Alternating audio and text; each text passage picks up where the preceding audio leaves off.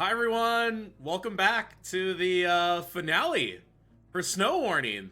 This is wow, what a marathon that we've had so I far. know.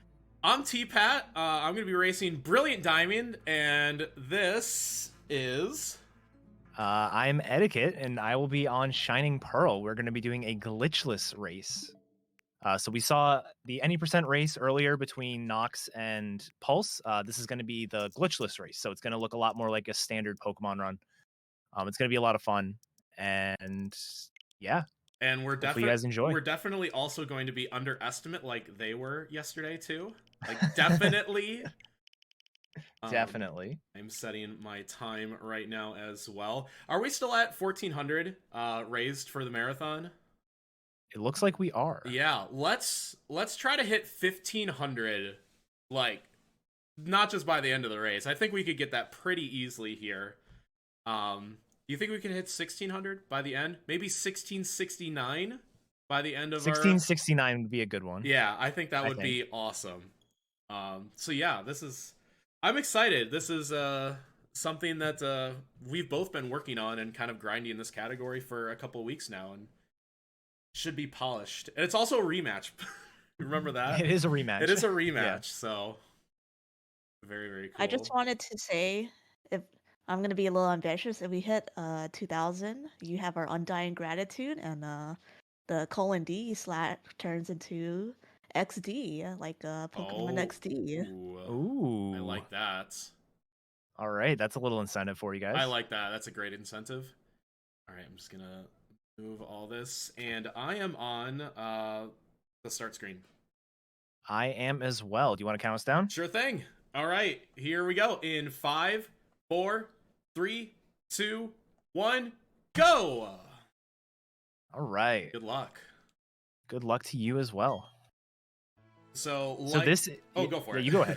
No, you go for it. I was gonna say, you're gonna hear the music not only during the intro, but we both decided to also play with the music on. Even though playing with the music off would technically be easily the fastest way to play this game. I'm gonna nickname my character. Forgot to nickname. Oh, I'm Ina Rave. Can we get that in chat? I'm gonna nickname my rival too. He is now Royval.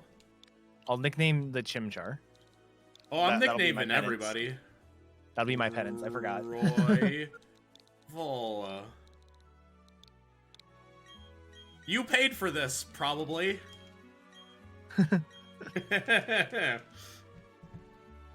All right. So yeah, start of the run, we basically do the normal options. Actually, I don't want to change my background music. There we go. The main difference is normally it is faster for us to turn off background music. Thanks, Corvame. Yeah, thanks for ruining the game. I mean, you said it, not me. No, it's honestly fine. Every time that you get a level up or pick up an item, get a gym badge, get some stickers, like any of those events come with like a 2-second jingle, and those jingles get skipped. So actually just it turns it off. Faster. It isn't just like muted. It's just outright turned off. Yeah, it's not just muted. It's just like gone. Like that time just doesn't happen. So, but for marathon enjoyment purposes, we'll have it turned on. What do you mean? I thought it was for leaderboard verification purposes.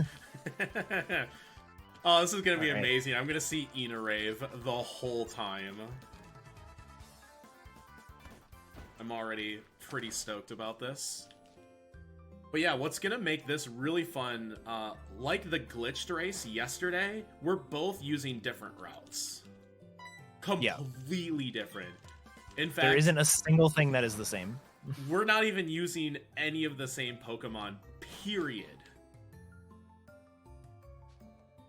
Yeah, so the route that I'll be doing is I'm going to pick Chimchar as my starter. I'm going to switch to an in-game trade Abra, and then we're going to use the Abra basically all the way until like right before the Elite Four. And then I'll switch to Palkia. And my route, huge thanks to May and Etchy for doing the routing for it. I will be picking Piplup as my starter, And in Eterna City, when we're forced into the underground, I'll go find a Scyther. And Scyther will be my main until I catch Dialga. And I'll use Dialga for the Victory Road in Elite Four, save for like a handful of fights here or there where I get assists from Prinplup and Polion and even Scyther in the Elite Four. So the terminology "find Scyther" sounds pretty optimistic. Just saying. You know, don't jinx it now. All right, so ideally Chimchar doesn't have minus attack or special attack. I'm good to roll with basically whatever. The amount of damage I just did to Starly makes me think this is probably either high neutral or plus attack. Two-shotting is not... It's not unlikely, but it's not exactly common either, so... And but yeah, it doesn't really matter. And my Piplup, which also looks like it might be plus attack... my Piplup needs to not be minus special attack or minus speed. If it's minus special attack, a bunch of ranges start popping up in Spear Pillar, where I'll be using Empoleon, and that can be really dangerous and very slow. Minus speed, particularly low minus speed, will just get me walled in Eterna Forest, because Abras apparently are the most dangerous thing in this game. That's why we run with one. I thought they only knew teleport, and apparently none of the Abras only know teleport. Okay, I do have... Oh, Are you good? I got a naughty. Okay. Which is great. Hey, that's not minus speed or minus special. No, that's what matters. And plus, having high attack for Piplup will save me a handful of turns in the early game. There's just like a bunch of ranges on like Wurmples and Silcoons and Zubats that I now can one-shot easily with this attack. Otherwise, they can just be two shots. It's small, like, even having minus attack, it's annoying, but you only lose time. It's not dangerous like having minus special attack where missing ranges could kill you. Right. So I don't think your route does either. We basically just want to avoid all wild encounters. There's no extra experience that we need. Every encounter we get is just time loss. I did pick up I think T-Pat's going to be doing the same thing. The potions? Probably is right now. The potions, yeah. So 10 the potions guy... is very important. 10 potions is really nice. We start the game with a decent amount of money. We have 8,000 Poké Dollars. But being able to just get 10 potions for free, I mean, why spend money on the potions? Yeah. All right, so I'm going to nickname Chimchar. And my money rout's a little tight. So those potions are certainly very, very valuable. This Piplup is actually very good. Like, I'm not even kidding. I didn't know what to name it, so I named it Monkey. You'll see Chat will see what I'm gonna name this. Let's see here. 21190. I actually have very good speed. 21190.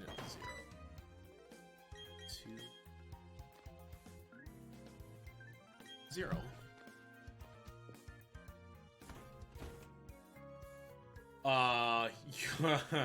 This Piplup is great.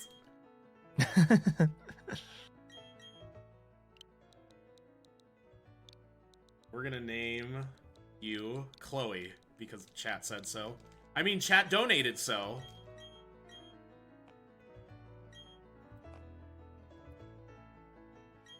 Also, extra shout out to May for having this amazing website called ranger.maybreak that I'm using to input my IV calculator. She is amazing. You should all follow Corva May.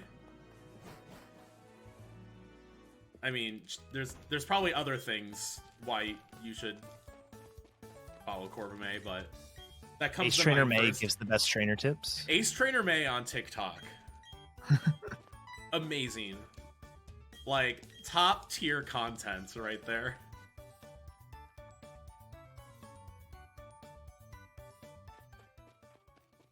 All right, so it's your standard Pokemon beginning, kind of slow to get started. Things are going to be dangerous actually right off the bat. The first trainer battle I sure hope I don't get crit by that again.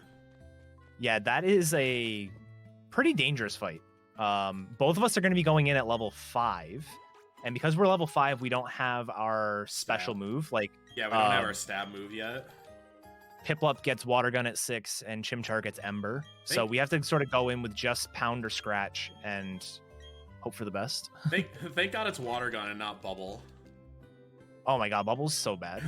Remember Gen 4 Bubble, everyone? 20 base power.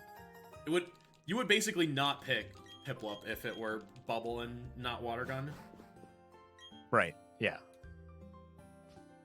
Do we have a time for one donation? Absolutely. So we have $25 from Iron that says, "Thanks for putting on such a great event, PSR Diversity Team. Lots of fun watching all the great runs this weekend. Good luck, Edda and T-Pat, on the race, and don't hit any optionals before Wake, please, Edda."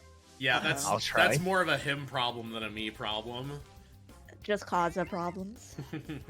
Yeah, I'll explain that when we get the Abra, but I'll be saving before some spinners. Let's just say that. Spinners are just truly the epitome. Spinners in this game are horrible. Yeah, it's just but they're unpredictable is the problem. They just have mechanics that we just don't understand and don't have any way to like deal with it yet. Like, you're gonna see us both do like these pause buffers, and it's less to like manipulate what the spinners are doing and more for like comfort. Yeah, the way that I explain it on my stream, because people always ask, because it's, you know, it's something out of the ordinary. And like in Gen 3 and Gen 4 to some extent, like you can pause and open your bag or something, and that like freezes the spinner. That doesn't seem to happen in this game, but it's really more to me about the reaction time. Like if I'm running up to somebody and they're looking in the direction that allows me to pass them, if I just keep running, there's a decent chance that I will... They'll do like a gotcha spin. That they'll be able to do a spin before I like have time to react. So yeah, I try to also bait out the gotcha spin. And I think if you're within like a tile or a half a tile, they'll do the spin and then you'll pause via the menu and then you'll be like, "Ooh, good thing I didn't go." But that's about like as best as we can do it. Because even if they don't spin and you're like, "Okay, they didn't do the gotcha spin, I'm gonna go now," they can still spin the moment you try to pass them. So it's just a bit unpredictable.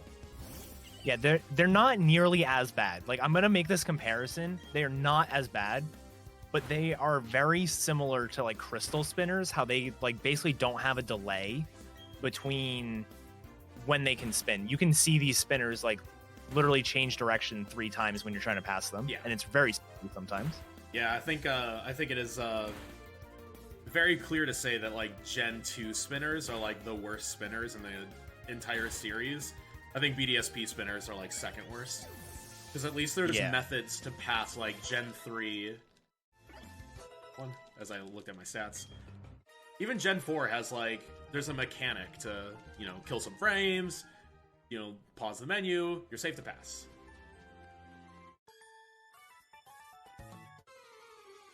One, 0, 1, 1, 2, 0, 1. Okay. All right, so I got a chance to see my stats a couple times. I don't really track IVs yet. Eventually I will, but you know what's weird? I don't really have many strats. How long the stats stay on screen for? I know. I like wasn't used to it. I was like, well, hey, wait a second. I have all day to do this. Since I am in danger of getting high rolled by this next Bidoof, I'm just gonna heal to be extra safe. Because I'm gonna have to push in anyways before the next fight.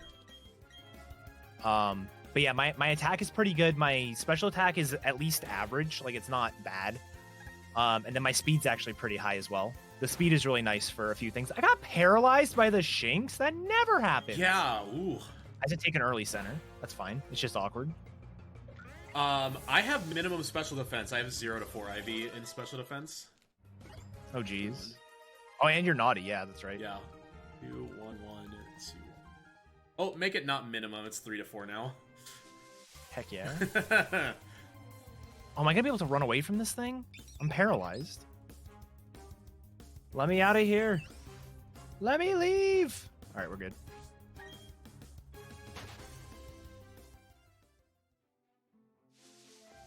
Are you gonna save for Rival 1? No, I'll just because I'm taking the center. I'll just Oh yeah. You'll be fine. I'll just make sure I heal out of 1/16 ranges, which I normally don't. I got crit on Rival 1 recently. That was really cool. Dude, no, it wasn't my PB. It was the run before my PB. I got crit twice in the same fight by Byron, which you might think, oh, that's like not a big deal because he has Stone Edge, which is a high crit move. Except for the fact that I got crit twice by Flash Cannon. Oh yeah, I was there. I saw that. You were just like, that's the wrong move to crit. It's like, I'd be happier if I was crit by Stone Edge. See, that's my problem, but with Cyrus, because it's the Gyarados that keeps critting me, not just the Honchkrow because it's automatic. But that'll be a topic for, what, 2 hours from now? Oh, yeah. So, Abras are really dangerous in this game, which is why I think neither of us get workup anymore. Yeah, workup doesn't save as much time as it takes to get. Is basically the issue for us. Like with the Piplup route, it is actually dangerous. The Abras come equipped, instead of having hidden power, they have Charge Beam. And that's a problem for me. In fact, if I were trying to get workup with this Piplup, it would actually be impossible. I am outright two-shot with this special defense by those Abras. Oh my god, I didn't talk to the guy. Ugh. Forgot to talk to the guy. Wait, I talked to all the clowns and then just tried to leave. Listen, we're doing things.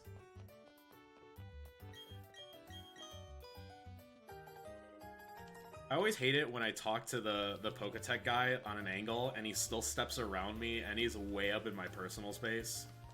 Yeah. Yeah, the movement in this game is a little bit awkward because it's like it wants to be tile-based. So the game is a 1-to-1 copy of the originals. Like, maps are exactly the same. I don't think any map is actually different, although someone's got to point one out. Whatever. But like the movement isn't tile-based, but it still kind of wants to be. It's very awkward. All right. 3-shot the Starly. That's pretty good. I didn't save before Rival 1. It's okay. We just won't get crit. Exactly. And this is not a joke. The best way to deal with this is to Ember the Piplup 10 times. And that's my strat too. I'm going to Water Gun the Turtwig 10 times. I can technically go for Scratch here and deal a little bit more damage and then switch over from, like, once I get growled too much. But it's actually really nice if we get the burn early. Because if we get burn, like, it's essentially like we're doing double damage every turn. I have 6. And we never get burned. All right, I'm going to heal here.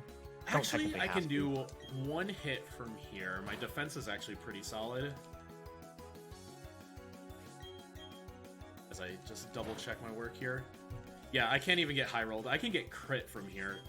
So I just got crit. I'm in high torrent, which is the only way to get safe torrent hits in this fight.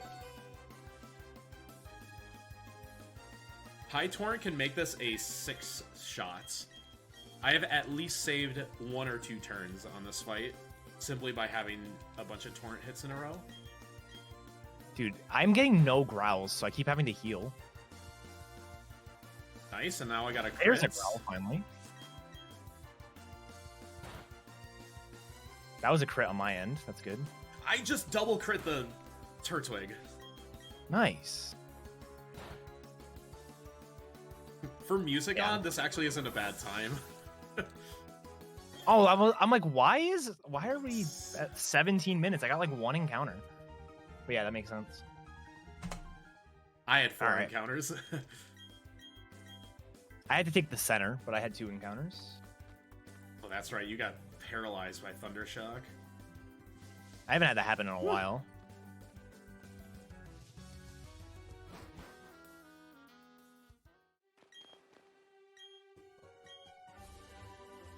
So obviously, you and I both have our splits up, right? Yeah. We're gonna see. This is gonna be a great test run for like how much slower having the music on is. We're already a minute or more behind at the first rival fight. All right. In fact, this is 2 minutes slower than my gold split rival one.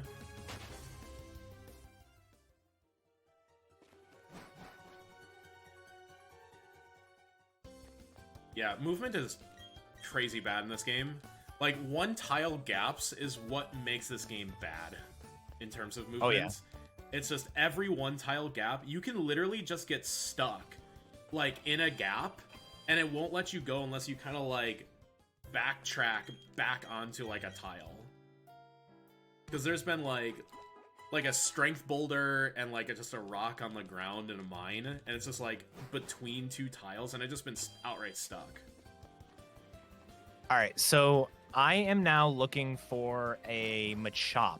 We need the Machop for two different reasons. For one, the in-game trade we do for Abra requires a Machop.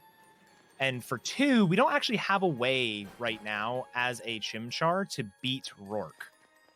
First gym leader is a Rock-type gym, and we just don't have any fighting moves yet, and it would be a while. We need like 3 more levels before we have a fighting move, so... You get it at what, 12? Yeah, at level 12, we get Power Up Punch. So I'm looking for a Machop here. This is part of the reason why I set the clock the way I do. I need it to be daytime here. That way Machop is more common. It is a 45% encounter. And it took me 3 tries, so that's unlucky, but not too bad. And meanwhile, as Piplup, I will have no problem with Rourke. I need to fight 0 optionals. So I go straight to the mine, straight to the gym. I literally go into Rourke at level 9. But you get a nice little 2-for-1 deal by using the Machop and needing it for your next main. Exactly. Yeah, so I got that. We're going to fight 1 optional. I'm fighting the gym optional. So yeah, I'll fight 1 optional in the gym. And I'm glad I remembered. I'm basically doing that to get Revenge. To get the move Revenge. Revenge is going to be our key to getting past Rourke. So I'm on Rourke with Piplup. We do get it. It's nice that there's an X defense in the mine because we're going to lead that turn 1. It's going to make this like very, very survivable. And yeah, it's going to be a lot of water gun spam. With just a little, but it's pretty easy to manipulate getting into Torrent with Piplup. So the Geodude dies, the Onix has Sturdy, and then the Cranidos is the hard-hitting, etchy 5-head Pokemon, you know? Take another look at my stats.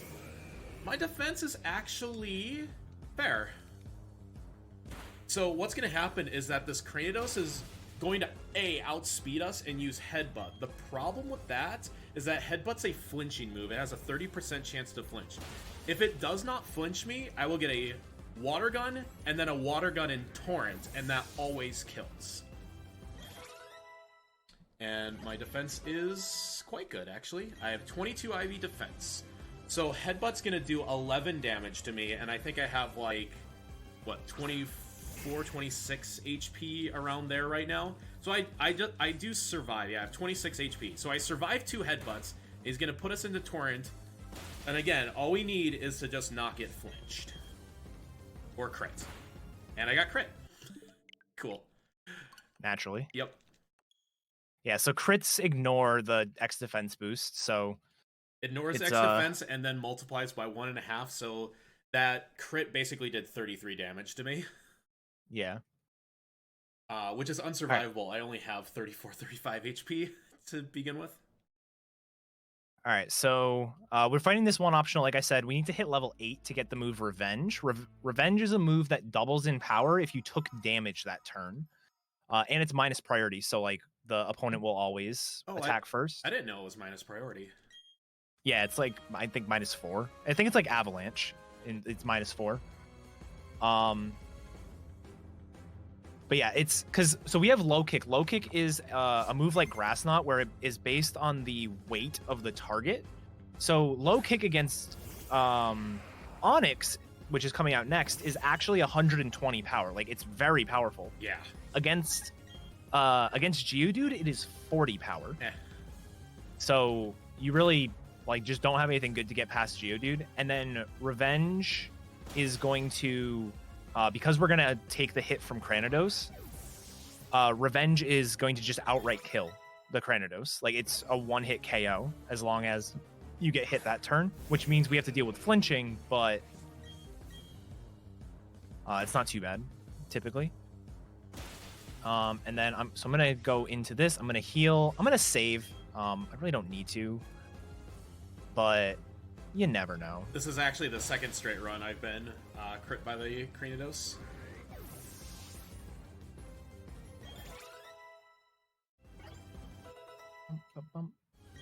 For how good the gym leader theme is, all the music in this game is so good. May, why did you Damn have to it, ruin May. it? So if my Piplup has low defense and I can't survive 2 headbutts, we do learn Charm, which does lower the attack of the opponent by 2 stages, and that can be like really clutch. But it's not necessarily. It's just don't get flinched, right? Yeah. Don't get crit. Okay, there we go. See, easy. Like, look at how easy it is to not get critical hit. First try.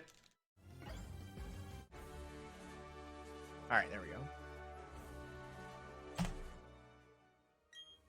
So we end up locking the Geodude into rollout, which is really nice. That way it can't defense curl, and then we're faster so we can KO it before it hits us twice.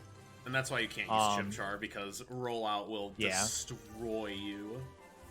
That has rollout. Onyx has rock throw, which, I mean, Onyx isn't the most powerful Pokemon anyways. It's just Rock Wurmple is all it is.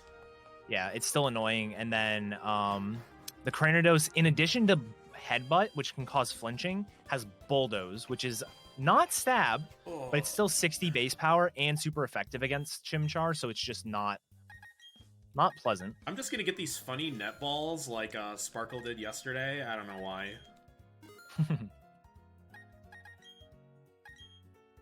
Yeah, Bulldoze is kind of good. In fact, it's the main move in in the previous remade game. Don't use it in Let's Go. Oh yeah, I guess Let's Go counts. It does. Yeah, in ORAS, it's like the main move for the early game. All right, so no flinches, we are good. But I mean, you get to basically be Hideki through this section. Yeah, just the one fight. I'm gonna potion that. All right, so I'm gonna do a little bit of shopping, and then I'm gonna trade for Abra. So having a traded main is both a blessing and a curse. Traded Pokemon gain more experience, so we're gonna be gaining 20% more experience every time we gain experience with the Abra, which is really nice. It's only 20. Yeah, but it's still good. Man, if it were 50, you wouldn't even be able to run it. Yeah. So the main problem with that is we end up getting disobedience if we're not careful. So traded Pokemon can disobey depending on how many badges you have. And this game takes the obedience levels from the original games. The common trend in the current games are like start it pretty high. It's like level 20, and then it goes up by 10 every time you get a badge. In this game, it starts at 10, and you don't gain any extra levels until you beat the second gym. So we can't even use Kadabra until after we beat Gardenia. And then it's disobedient until level 30 before Wake. And the main reason why that's so annoying is because if we just left it in our party and used it when we wanted to, it would overlevel. But that fight, the start of the fight, has a Pokemon that we want to be level 30 for damage purposes. So we actually need to have level 30 when we start the fight and not have 31 mid-fight. And it's literally a range of 79 experience. So it is not exactly something you could just happen into. There's a ton of careful planning. Like, I do a slightly different route than the main like posted one. I literally have different strategies depending on which level Machop I get. if I have a level 5 Machop, I will fight different optionals, and I'll have to do like slightly different stuff. It's ridiculous how much or how tight the window of experience is. I've made it to the first spinner of the run.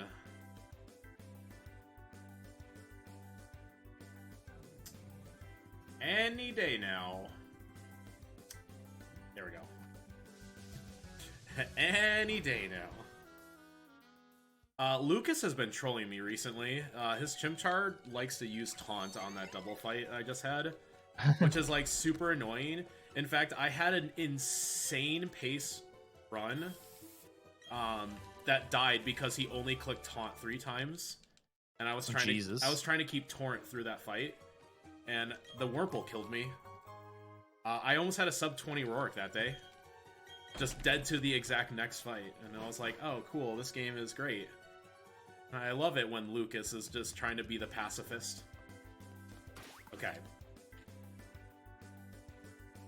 So this spinner also did... she didn't really do like the gotcha spin because I'm like 2 tiles away from her vision, but she spun and I had to stop. Luckily, if you are patient and you wait for them to spin, they don't ever spin immediately back. But there is like a gotcha mechanic when they're like in between cycles. That's like as far as I can figure it out.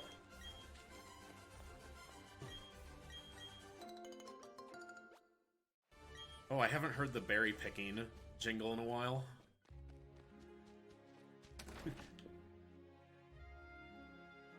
By the way, Etiquette, my Piplup is even better than I thought. It has maximum. Oh, yeah? It has maximum attack. Nice. I am 28 to 31 attack naughty. That's pretty good.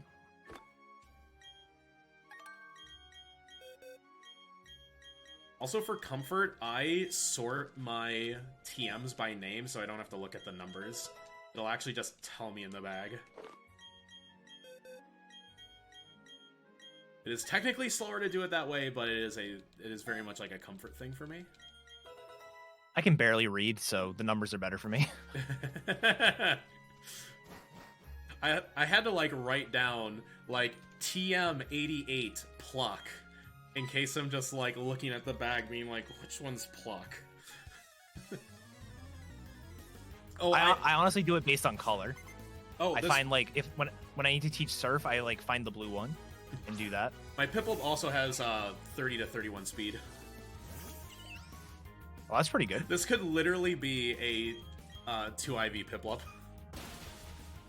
which is pretty funny.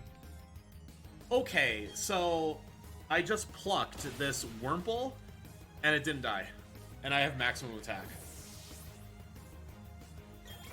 Like, that's one I should have. Alright, so I'm gonna grab Pecha Berries and Cherry Berries. These will be useful pretty soon, actually. I got it paid back. I crit the Silcoon, so it came up even. Very nice. So we're fighting these, like, funny space guys, as the little girl calls them.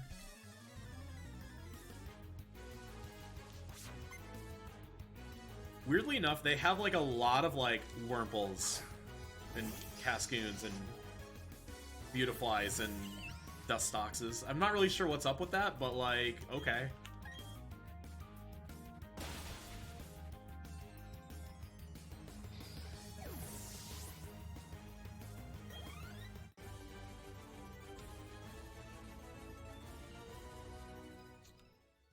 I am getting close to one of the other kind of like first scary fights, like don't get crit fights of the run.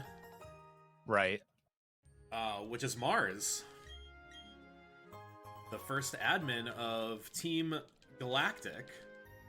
Mars my Balars. Mars my Balars. So Mars is a dirty cheater. She has a level 16 Perugly, so her Glameow is already evolved. And in case you guys like remember the meme, Perugly's faster than Perugly's faster than Latios, right? It's like something insane. Yeah. Like, Perugly has I think base 110 speed. Like, that fat cat can move. I'm pretty sure if you don't over level, you can't have anything faster than it at this point in the game. Yeah. Like, I am pretty sure that's the case. So the Perugly that we're gonna see in a moment has 44 speed. Just, disgusting. It's insanely high. What level is it? 16. Okay, because Brendan's Grovile in Oras has 46 speed, and we need 2x speeds to outspeed that in that game. Yeah, and we don't even have access to X items. It's just whatever we've picked up on the ground, and so far it's been 1x defense. So that Perugly will outspeed us. It's fine unless you get crit, because it is actually easier to get Torrent if you go second, because it'll hit you into Torrent, and then you'll take advantage of that. It's just kind of annoying that it has, like, with my speed, with my maximum speed, it would take 3 Rock Tombs to outspeed it.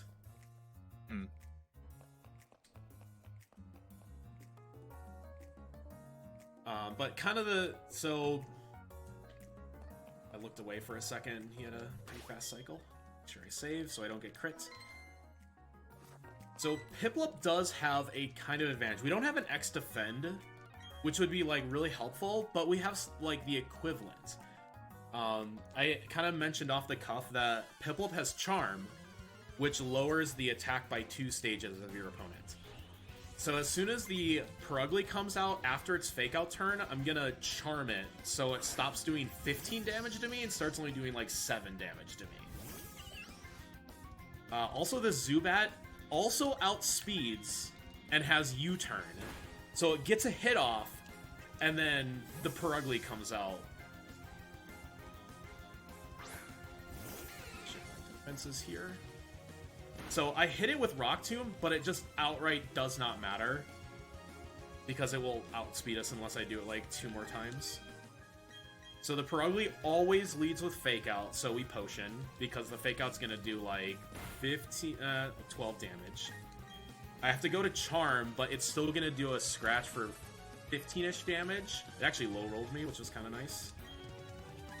Then we pluck it to steal its Oran Berry and heal ourselves 10 HP. And then we're Water Gun from there, just kind of hoping for some Torrent hits, and it's only gonna do 7 damage to me from here. And that's Mars, and oh, by the way, don't get crits. Yeah, for us, so I just fought another optional. If I had gotten a level 5 Machop, I'd actually be fighting the Grunt up there instead of the one I just did. And the reason for that is we want to hit level 14 before this fight, so that way we have Monferno. And the main reason we want Monferno is, even though we had Power Up Punch, we don't have Stab. So Power Up Punch is a fairly weak move. It's only 40 base power. So once we gain Stab, because when we level up, we gain the fighting typing as well. Now we're really in business. So we're going to start off the fight by taunting the Zubat. That way it can't use Supersonic on us. And then just get rid of this with Ember. There is the chance to have U-turn. It's not common, but it's not exactly like... It's common for me. I get it. It's not exactly something you're not... percent of the time, but if I ever think to, like, Charm turn 1, think, like, calling the hard switch out, I won't get U-turn, and it just sucks. Yeah. Its U-turn is 4 times, because fire and fighting both resist bugs, so U-turn is basically just it doesn't want less priority for the AI, yeah. And then with the Perugly here, we heal because it almost always uses Fake Out turn 1, and then we just set up... That's a taunt, that's not Power Up Punch. I missed. I mean, taunt is kind of nice. It does have Growl, which would be a little annoying, but it doesn't really I've got help the game's anything. worst spinner right here, the hiker that I have to pass 3 times just to get this 1 X attack. Okay, I did 2. The last one is safe. So there's 1 Power Up Punch, and then I am By the way, that girl that I just Can you passed heal? is Hideki's sister. She has a Machop with Focus Energy and Low Sweep. That is literally exactly Hideki's Machop. Okay, cool. That was a range to kill, so I wasn't sure if I wanted to go for it, but there we go. So that is Mars down. Oh, wait, nice little... If you didn't know this about... Even though the map is 1-to-1, so this first double battle in the forest, since diagonal movement is now a thing, we can actually fight this battle as singles instead of doubles. And it's much safer. Much safer. All right, you guys want to know how ridiculous the experience route is for this? So, the double fight that T-Pad is skipping by doing it as two singles, you can fight either of them first. Like, you can talk to both of them. With the current experience route I'm on with my Abra, I literally have to fight the bug side first. I cannot fight the Pachirisu first, otherwise I will overlevel. Like, that is, it's like 3 experience different. Oh my god, really? And I will literally overlevel it because of that, yeah. Oh, Because, so the experience in this game works like it does in Gen 7 and in Gen 5, in that it is scaled. You gain less experience if you are higher level. And so because you level up during this fight, or during both fights, having the Pachirisu earlier gives you a little bit more experience, and that ends up, you know, cascading all the way down in like 15 levels. I will level up at a different point, which will mess up the run. Wow. That is Yeah. actually wow. Literally 3 Yeah. experience points difference. And Yeah, you can't do it. and it's one of those things, if I do that, I will exactly hit level 31 on the float soul or whatever. Yeah, it's like if I had 1 less experience, I would not hit 31. So this is why I equipped the Cherry Berry, because this Pachirisu has Spark. By the way, funny enough, if the Pachirisu paralyzes me and I use the Cherry Berry, its ability is pick up, and it will pick up a Cherry Berry, which means I could also pluck it and unparalyze myself again. Nice little kind of like funny thing that could happen. Oh, I'm at the the actual most dangerous fight for Prinplup. So remember how Abras are super dangerous? So there's the Abra trainers in the forest here.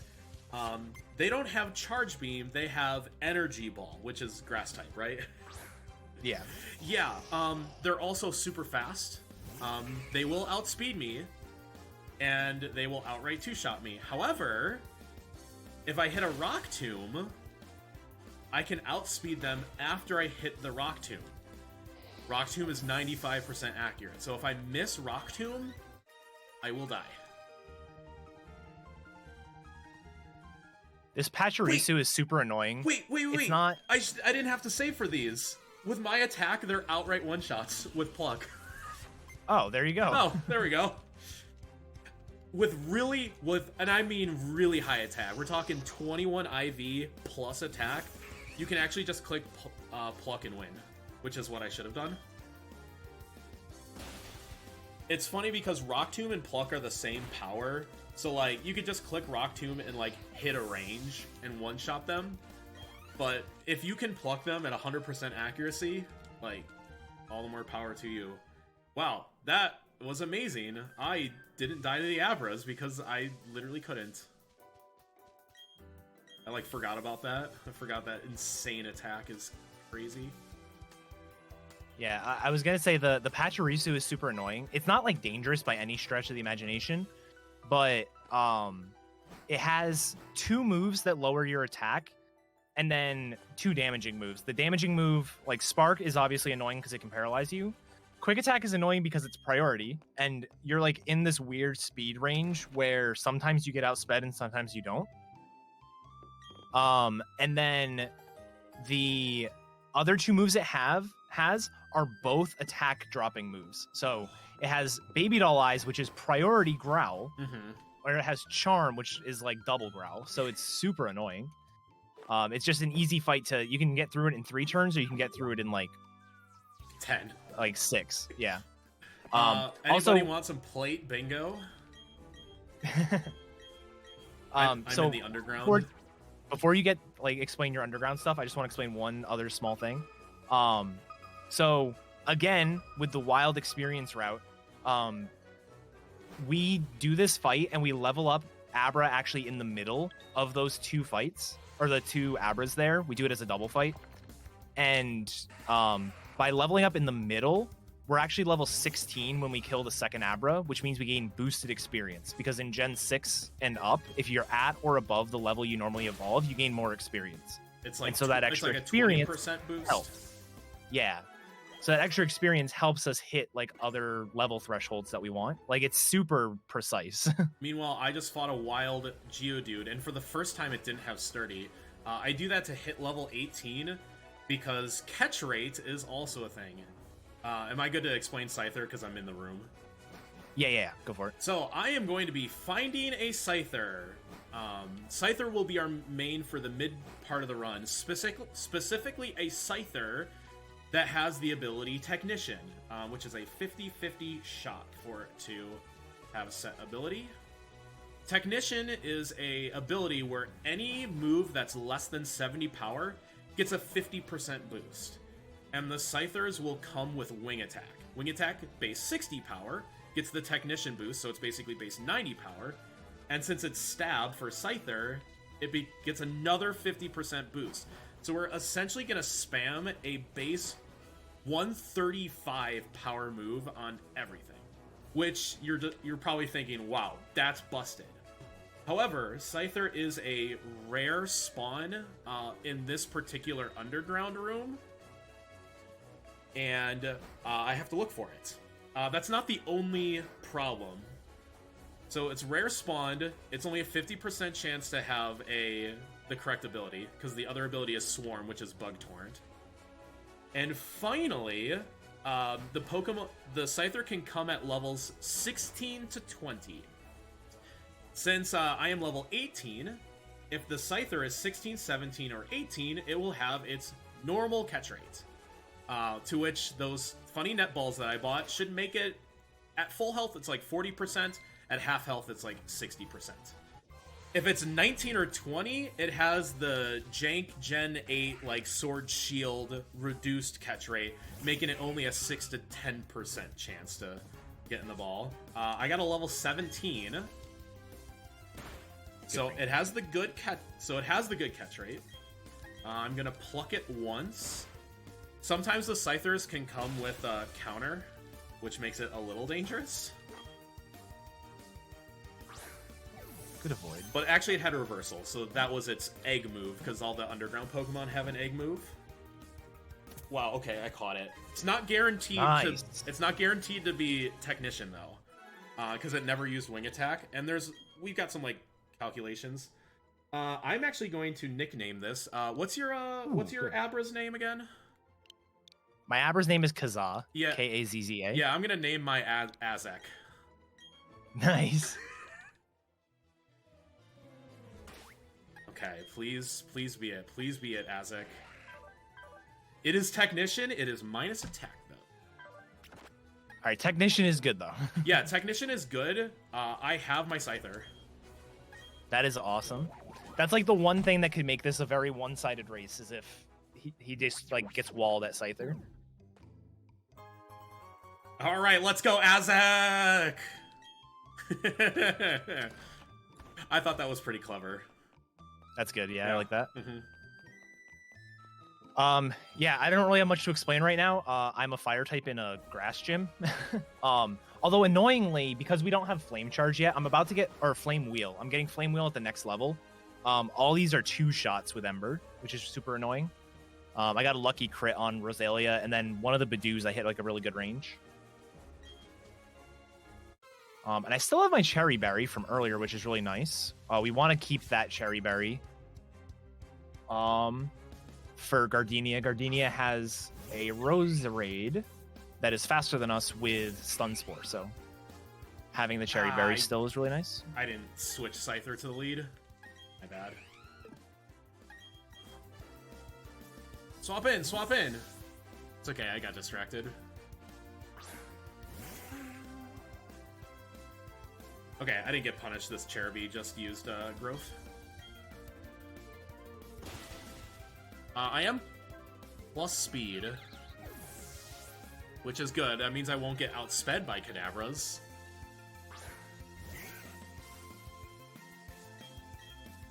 Darn. Yeah, so these... Basically everything in this stupid gym has poison point, so you're just sort of there's hoping not to get poisoned. Yeah, it's 4 Pokemon have it. All the Badoos in the last Rosalia. The later you get it, the better. Where am I? Do that. Nope, come on. Alright, then get to full health. My attack is high enough that I can actually just power up punch once here. We don't have any X items right now. We don't have ability to buy X items until Veilstone, and there's only like 3 or 4 that you can even pick up before then.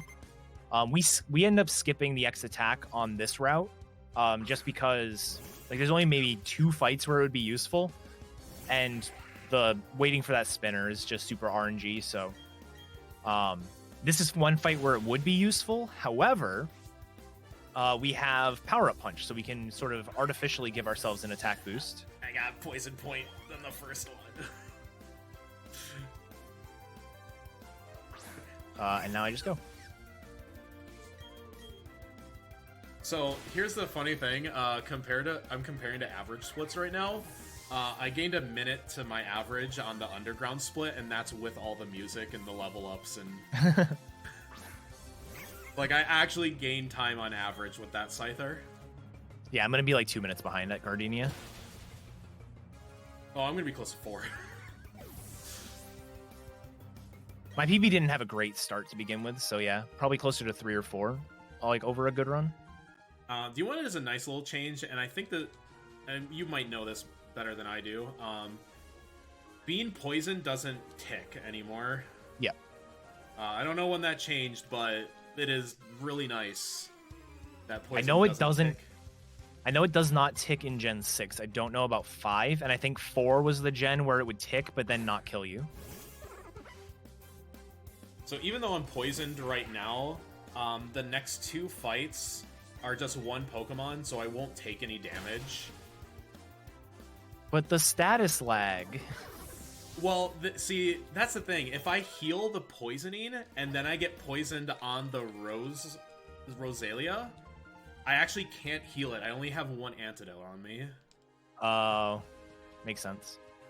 So I'm basically like admitting that, you know, if I heal this, I'm just gonna get poison pointed again, and then I'm poisoned for Gardenia herself. And it's only 2 Pokemon to potentially get status lagged anyways. Right.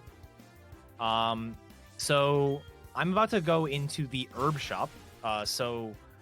Herbs are really nice for 2 different reasons in this game. The first reason is they are cheaper healing items. So you can buy like energy roots, which are basically hyper potions, for half the price. The second reason is they lower the friendship of the Pokemon that you use it on. And this game has like an absurd friendship problem if you don't do that. Friendship ends up wasting time in the late game because you will constantly be dealing with like extra text boxes. Your Pokemon is worried for you. Congrats, you used the super effective move. Thanks, Hop. Yeah. It's super annoying. So just sort of keeping that at bay with herbs is really nice. Also, small little thing. I'm doing this as a double fight here because it's just a little bit faster. Typically doing these as single battles will be better. But because I have 2 competent main Pokemon, because now that I've beaten Gardenia, I can actually use the Kadabra a little bit. I still have to be worried about my experience, but I don't have to worry about what's the right word? I don't have to worry about disobedience anymore. So I have a really funny story about this Gardenia fight. My Scyther is so fast, I outspeed the Rose Raid. My Scyther has so low of attack, it's a range with stab, wing attack with Technician.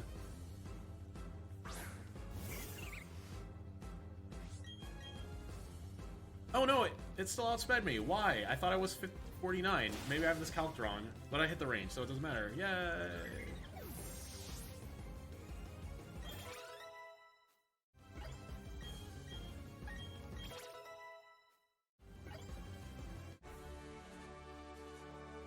Yeah, my attack is 10 to 11 IV minus. That is pretty low for Scyther. Yeah. It's fine. There's gonna be some things where I'm gonna be like, you didn't die?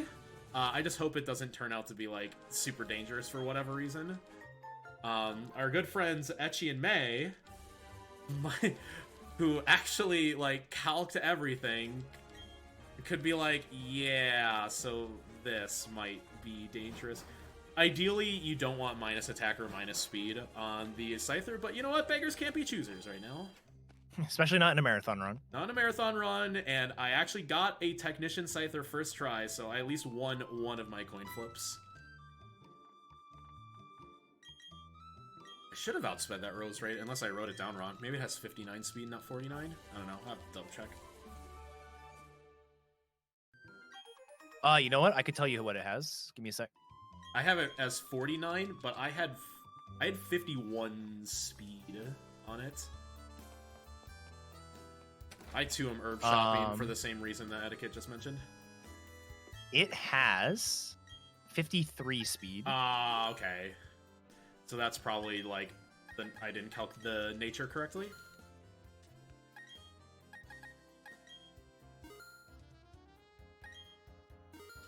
Oh wait, why am I talking to you again? All right. So the cool thing about Technician with Scyther is that, again, it works for all moves that are less than 70 power.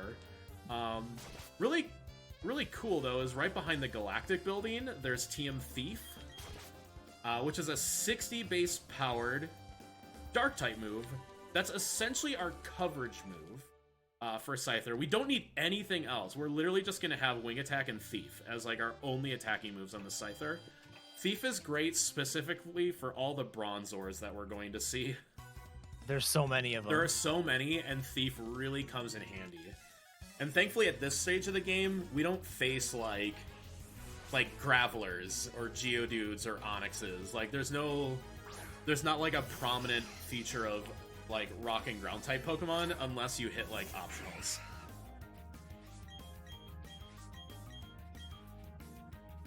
Alright, so for the Jupiter fight, we're actually going to do this in a little bit of a weird way. I swapped Kadabra to the front. We want Kadabra in the front for the next fight as well. So it makes sense to swap it around here. We're going to get rid of the Zubat in one turn. This would normally be a 2-shot with... Actually, it could even be a 3-shot sometimes with Monferno. And then... if you know anything about Jupiter, you know that she has a Skuntank, and you'll notice that my moveset has only Psychic moves, so I literally can't damage it. I'm just going to swap into Monferno here and let the Monferno take care of it. The one thing we have to be a little bit careful of, although we also don't have to be careful of, is the Skuntank has Aftermath. However, the experience doesn't matter for Monferno, so it's not worth healing like out of Aftermath range or anything. We're just gonna take care of it. Sometimes this dies in Power Up Punch, Flame Wheel. Sometimes it doesn't. This looks like one of those not gonna die times. So I'll just play it safe and do another Power Up Punch here. And my Jupiter fight used to be a nightmare, but is actually the sole reason I grabbed that X attack by that, like, triple spinner hiker. With the X attack, my Jupiter fight is actually very safe. I will basically use Thief and Wing Attack and kill the Skuntank easily.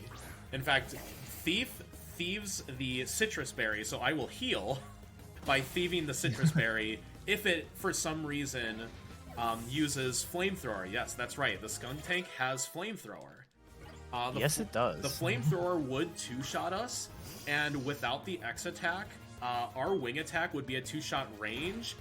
And with the citrus berry on that Skuntank, if I did more than half damage, it would heal, and then it wouldn't be a range. So you'd have to low into high roll the two-shot range. So it just became like this nightmare of a fight. Wait, what am I doing? But now we just X attack, and we're fine. It's just easy now. I went into the Pokemon Center instead of the underground house. Nope. Whoops. Yeah, so even though we're not doing anything, like on my route, we're not doing anything in the underground, we still have to get the Explorer kit. You essentially can't leave Eterna unless you do. It's just a flag. You know what I hate is that after you get the bike, you can't go back to Route 205, which I was trying to route into round 2. Like, there's a kid that's just like, hey, you should go to Cycling Road. And it's like, no, I want to go backwards. Alright. Teach Thief now. Actually, it's nice that I have Reversal as my egg move. I can actually weirdly enough, make use of that. There's a Shieldon on one of the routes that I can use Reversal on and, like, save a turn. Small optimization that's not, like, really that impressive, but... Oh, what? It potioned the wrong Pokemon. That's okay. We wanted to get rid of the potions anyway. Do we have time for an announcement? Yes. Sure. So, we have officially hit $1,500. Hey, let's go. Yay. Under an hour. Thank you for the donations. And then I do have that $75 donation that put us up to $1,500 from Major Siren that says, thanks for the great race, T-Pad and Etiquette. Happy to be able to support such a great cause. Thank you very much, everyone. Your donations are benefiting DePaul International, which supports homeless and marginalized people in many different countries. So every little dollar counts. Thank you, Siren. We love you.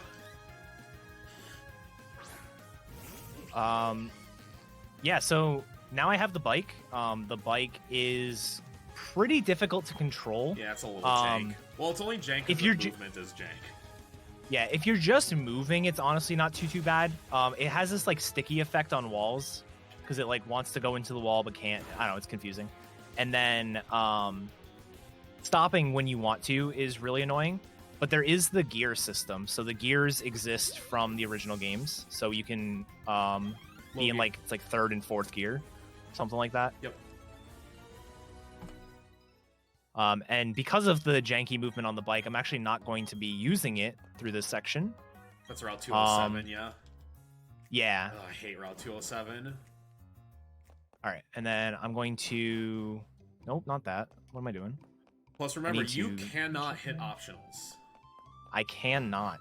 If I hit an optional, I literally have to kill the Kaza. And that's not... Like, hopefully it doesn't come to that, but that is literally what has to happen. Alright. I didn't mean to get on the bike there. What color bike did you get? Just curious. I know that color is very important. Oh, I always grab blue. Yeah. It's just the top one. Option. Blue is good. I also forgot to repel. So.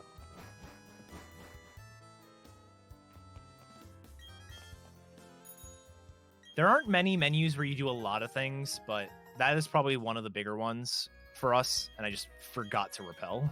It's really funny, the colors you can get for the bike, the guy has a little, like, dialogue that's, like, referencing the starters. Like, if you pick yellow, he's just, like, bright and shiny, like a Pikachu, you know? Yeah. And blue is, like, something something bubbles.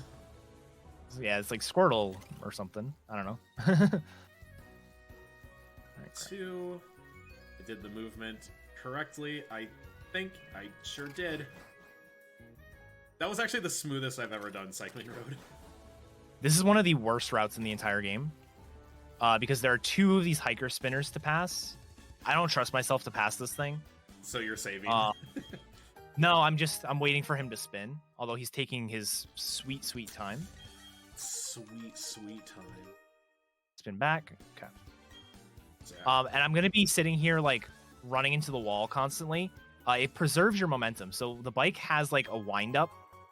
But if you're moving at full speed and then, like, run into a wall and keep moving into the wall, It'll keep your momentum, so you don't have to Ooh! worry about the windup at all. I was almost too aggressive on one of the runners. I bailed out of it and I got bailed out. All right, good.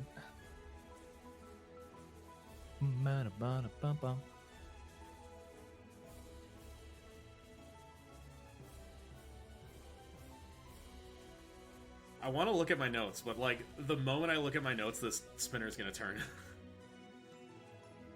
It's like repel, heal, and bike. That's it.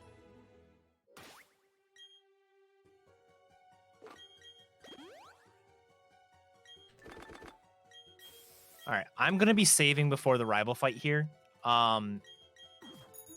This fight should go fine, but it can be pretty scary. So the basic strategy is going to be KO the Starly with Kadabra, and then we're gonna 3-hit the Prinplup with Kadabra. However, we have a chance of knocking the Prinplup into Torrent after 2 hits, and so if we get Bubble Beam turn 1 into Torrent Bubble Beam, we die. That reminds me, I should save for that same fight because I have the bad attack. Yeah, he's not guaranteed to use Bubble Beam turn 1 or turn 2. He can use Stealth Rock instead, and that's sort of what we were hoping for. If we get Stealth Rock, it is an absolutely free fight. It's just a matter of, living the 2 hits if it does do that. Once the Prinplup is down, we're going to be swapping into Rosal. We're going to be swapping back into Monferno. And depending on what my HP looks like, we might teleport out of the fight. That way we get Monkey in for free rather than having to teleport deal with. Yeah. Basically the Rosalia could Stun Spore or Leech Seed, and it's just better to let Kaza take that. That is a very high roll, but luckily I got Stealth Rock, so this will likely knock him into Torrent. It actually didn't. Cool. I'm considering saving for it. The only problem for me is that I can't one-shot the Ponyta with my attack. And the Ponyta has Flame Charge. So if it uses Flame Charge, it will be faster than me, and I will have to switch out. But there's like it's safe to have that backup. The only other problem is, remember how that Rose Raid was arranged with my bad attack? Yes. Yeah, Grottle is arranged with this attack.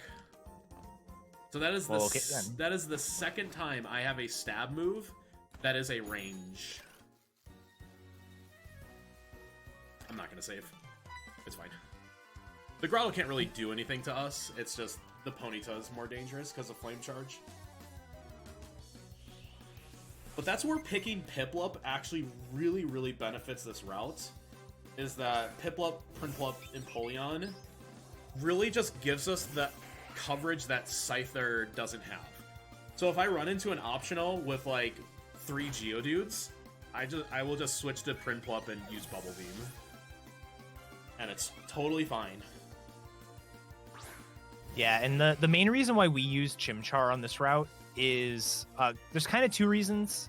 The first is Chimchar is probably the fastest Pokemon to get, like, on its own, to get through Gardenia. I got Flame Charged.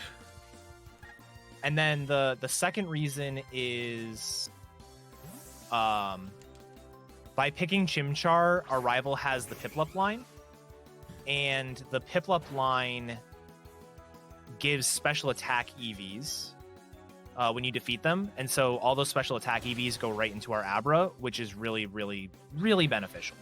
I'm going to go a little bit out of my way here and grab a Calcium. We're going to be picking up 3 Calciums as we go, and those are going to be necessary for a single range. It probably helps with other stuff, but they are like necessary for one particular range, and it doesn't even guarantee the range, it just makes it better. Alright, so heading through Lost Tower, there's 1 spinner we have to pass. I deposit the Monferno, or no, I have the Monferno, but I deposit the Kaza for this section. That was the lowest hit on the Grottle I've ever seen in my life. It was so sad. It like barely even put it into red bar. There are 2 double fights we want to pass, so if you only have 1 Pokemon with you, you can pass double fights just like that. Actually, there's 3, because there's the one right after Lost Tower as well. Also, fun little thing, This wasn't a thing in the originals. You can actually escape rope out of Lost Tower. Saves a spinner pass, which is really nice. Hey, in round 2, do you fight that spinner? I do. Yeah, that's what I have routed. I love that Roughneck just has a Cleffa. It's just like, oh, I just want to give you one Pokemon. Yeah, I just want to, just want to give him a hug, you know? Like, he's doing things. He's got, like, this cute Pokemon, like, trying to change his image. Like, I love it. So I will be also, doing a deposit if the... work. Again, to, like, skip double battles. Since it's nighttime, none of these joggers can fight me. Yeah, it's like still day technically for me, but joggers only work in the morning anyways, so don't have to worry about it. Confused Ray's a little bit scary. Hopefully we just hit through. Yeah, it's mostly scary because we have we're spamming power up punch, so this is the toughest movement for me, Lost Tower. It's because of all these one tile gaps that are. Well, that's like the spinner was kind to me. He was kind to me. He turned away as I was approaching him, and I would have had a very bad spinner pass otherwise. So good. Well, please use takedown. Please use takedown. Please use takedown. Nice. So takedown there is really nice because he dies to recoil. So hey, I know what fight you're on. I didn't have to worry. I got confused and I hit through confusion 3 times, which was really nice. So that's the fight where the Scyther knowing reversal actually saves me a turn. Because instead of using Thief 3 times, I can use reversal twice. That's like very weird optimization, but it works. Grabbing these TMs to sell. We don't actually need, I think it's payback. All right, I hate this spinner. This is one of my least favorite spinners to pass. So this fight is really... So not this fight, this route is really weird, the rain route.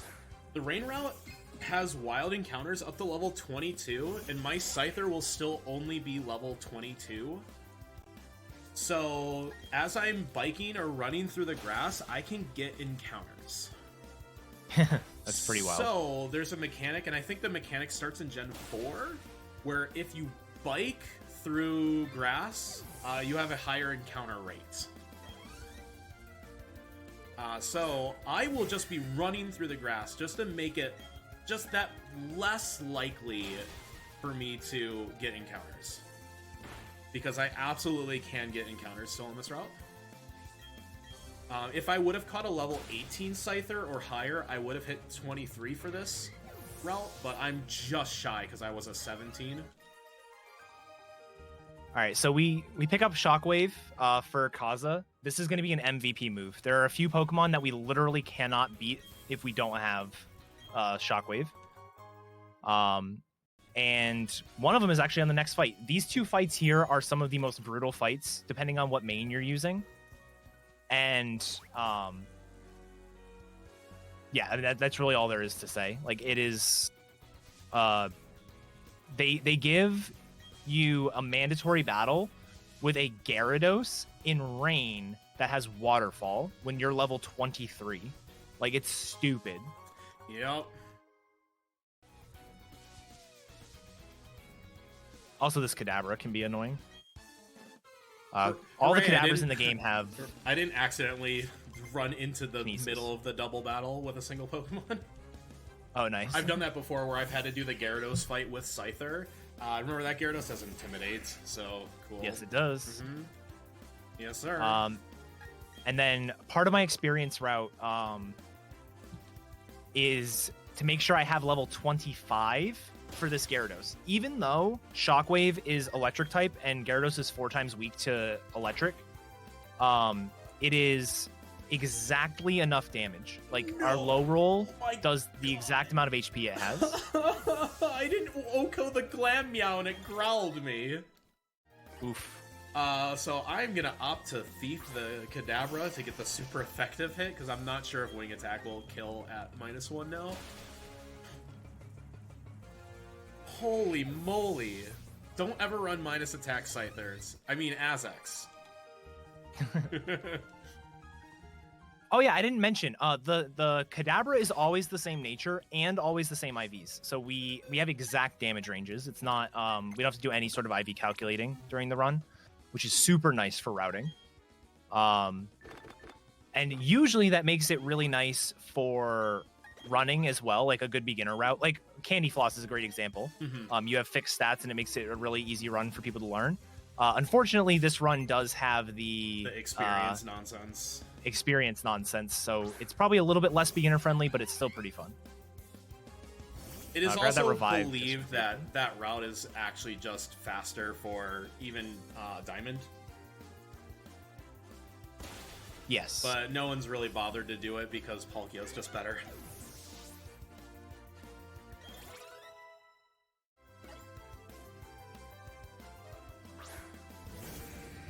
So here's this Gyarados. I am actually just gonna Grass Knot until I die. And if it decides to not kill me, so be it. It just means I'd have to switch Scyther to the lead. I got a crit on hits. Nice. The my Prinplup actually just outright beat the Gyarados. Not bad. It just means I have to remind myself to swap my party, which is not really anything.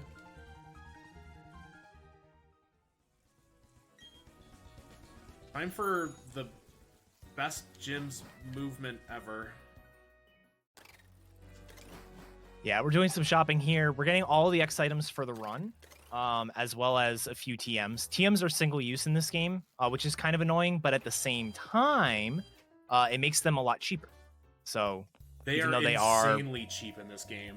Yeah, it's worse for casual play, almost certainly, but it's kind of nice for speedrunning because they are $3,000 instead of like 10,000 or more. Weren't they 50 in like some games? Yeah, it depends on the TM. Sell first. I haven't done this in a while actually. Where's that zinc? Goodbye. I feel like I was missing an item, but I don't know what it was. Like in my bag when I was selling, there was something I was missing, and it has me a little bit worried. I have to remind myself to keep 2 stealth rocks. It is very important that I do not sell all of my TMs. Oh, we just sell them all. I absolutely need stealth rock. That is I already taught Grass Knot, but okay, so and I need flamethrower. I haven't done the Scyther part of this route in like a week. I'm like rusty. But yeah, so the TMs we get Dazzling Gleam, which we're not going to teach for a while. We get Psychic, which we teach immediately because that's just busted. And we get Flamethrower for the Monferno. Monferno we're more or less done with at this point, but there are a couple of fights that it's going to be pretty useful for. We also pick up the Metronome item. Metronome is an item where you gain... Oh, I wasn't supposed to heal that. That's really bad, actually. Whatever, we'll be fine. You gain 20% boost every consecutive turn you use a move. So if I use Flamethrower, it's 0%. Then second turn I use Flamethrower, it's a 20% boost, then a 40% boost, then a 60% boost. And it just goes until you don't use that move anymore. And so up to 100%. That's actually going to come into play for a lot of fights. Yeah, it goes up to 100%. Wake is possible because of the Metronome item. Stuff like that. It's really cool. Even the Maylene fight, the Metronome comes into play. We're able to save a couple X items because of it. It's like super nice. And that item, if I'm not mistaken, was not in the originals. Like the item Metronome was, but it wasn't available like from that guy.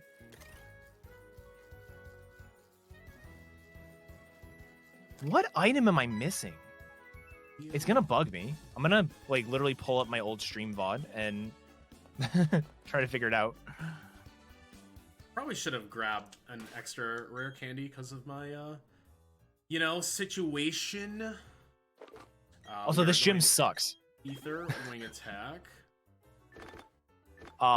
It's just worth saying now. There are all these one-tile gaps, and there's 2 spinners you have to fight or have to pass.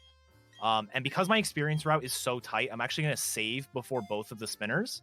Because if I hit one, I'd have to just kill Kadabra, and that would just be a time loss. So I'm just gonna save, and hopefully not hit the spinners. But if I do, I have the backup. so that last spinner, like top center, has 3 Machokes. My Scyther cannot one-shot any of them. They will all be 2 shots if I hit them. Why is my... Thanks for having a minus attack save. I was practicing this gym before the race, as I'm sure you were. Yeah. Oh, my chair is like losing its height. What? Like I was like basically sitting on the ground just now. Like the air out of the height was coming out of the chair, and I was just like sinking. I'm like, why am I sitting so low? All right. Then I'm gonna save before Maylene. Maylene is not a terribly dangerous fight, but it just is. There are gonna be a few fights where it's like just don't get crit, and if you get crit, you die. So we're gonna save before those. I'm gonna save before Maylene because Lucario might be a range for me. Yeah, basic strategy here for us is going to be set up an X defense, because even though we resist, this Meditite has huge power, or pure power, I think it is, meaning its attack is doubled, and Drain Punch still does a lot. It also has bulk up, so it's going to be, beefing its attack. The main problem is it also has Flash, which is why I bought the X accuracies. Hopefully we don't need to worry about them, but if we do. Yeah, same. Has Light Screen as well, but... Alright, there's the Light Screen. Oh, that's gonna be close. That's gonna be close. Risk it for the biscuit. Yeah. I risked the rotator cycle. It was close. All right. If we have 39 HP here, we can skip the X speed, but I did not, so. And that's the fight. All right. Time for me to pull up my stream VOD from earlier today and figure out what the hell the item is I'm missing.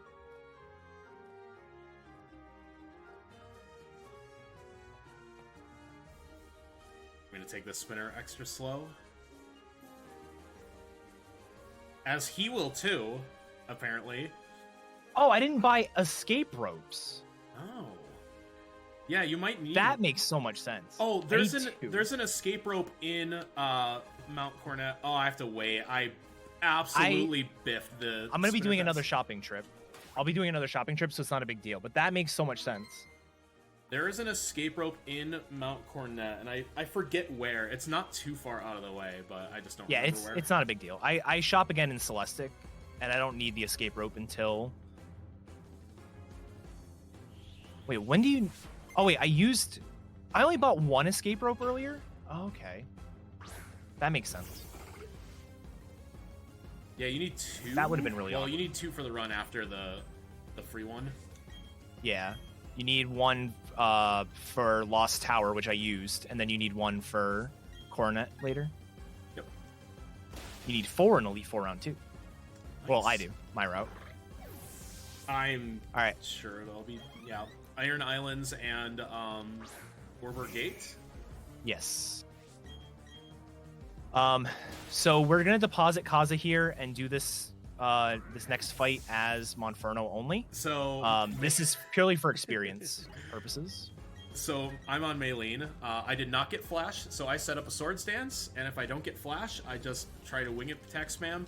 I'm also using the Metronome boost, but Lucario is a range. I'm level 24, so this is, I think, an automatic 2-shot. Yeah, lived on 1.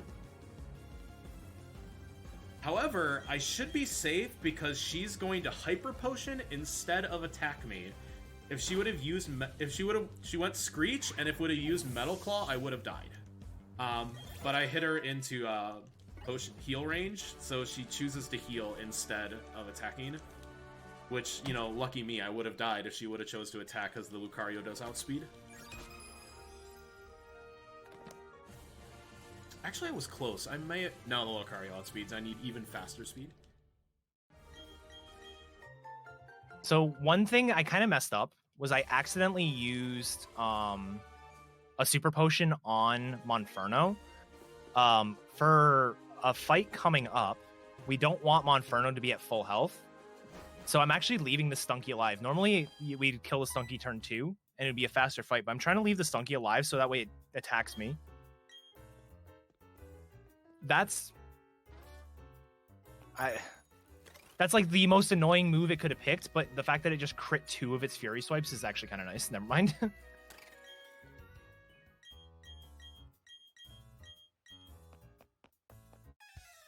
right, so that was a little bit slower than it had to be, but I think that was the correct play. Okay, I'm not too far behind because I'm just starting the double.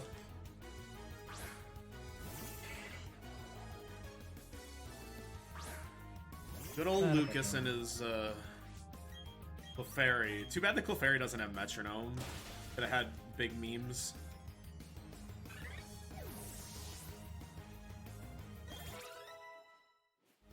All right, and then I need to get Fly.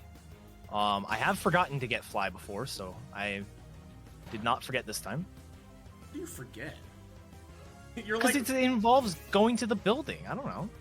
I think that's where Platinum helps because there's the Looker cutscene and Looker forces you into that building, and he looks he looks at that item and says, "Hey, this is Fly.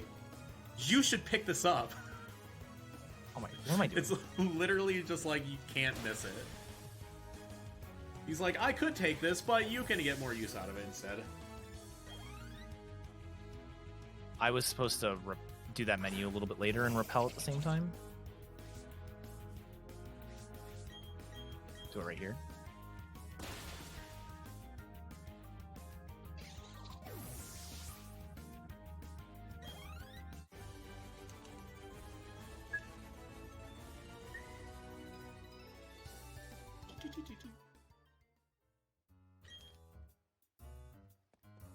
Yeah, just looking at chat, it's kind of hard to say. Like, I'm technically ahead, story progression wise, but our fights are so dissimilar that it's really tough to say, like, for sure who's truly ahead. We're pretty much neck and neck right now. That is fair to say. I'm very lucky that I got the Scyther as fast as I did, because that Scyther in the underground can just literally take like 15 minutes. Oh hey, the my time just rolled over to 4 o'clock. Like I just it's morning now? Yeah, it just went to morning for me. Nice. I'm still in day technically. So it doesn't matter yet. It's gonna matter after the Wake Gym. But I want daytime in the beginning of the run, so that way I have the higher chance of getting the Machop. But then I also want nighttime by the time I get to the fog route for 2 different reasons. The first reason is fog, for me personally, is just easier to see through at night. But also, we're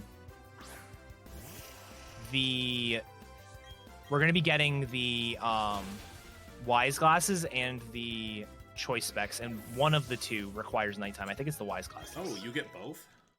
Yeah, we get both. Interesting. Yeah, for me, I started at nighttime just to make sure I can avoid the joggers, and we're past that point now. And now it's after 4 o'clock, which is the morning time. And I will also be getting Choice Specs. Definitely not for Scyther, though. I don't think Scyther can really... I mean, Black Glasses. I could do Black Glasses, maybe. And then last spinner I have to get past before Wake, I'm going to play this super safe.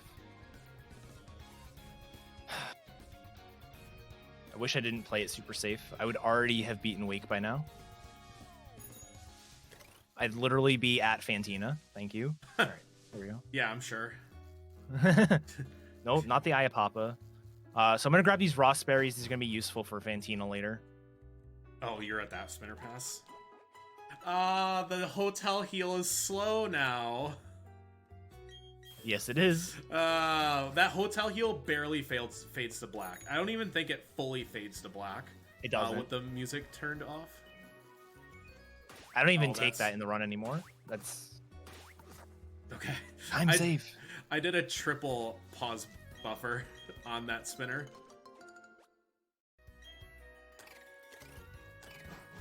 I too got the Ross Berries. Are you going to use those on Fantina? I am. All right. We're in the same boat then. Oop, nope, not there. So the actual gym here for Wake is pretty straightforward for us. The actual Wake fight is very complicated. So I'll probably just explain it now, and then hopefully we just get through it first try. Yeah, you do yours first. And then I'll explain mine. So we got 3 total Carbos. I've used one, I bought one, and I picked one up on the beach just now. Not Carbos, sorry, Calcium. And the Calciums give me 10 special attack EVs each. So we got 30 extra special attack EVs. That makes the Gyarados with Shockwave a 15 and 16 range. It would be a 10 and 16 without it. Wow. That's yeah, much better.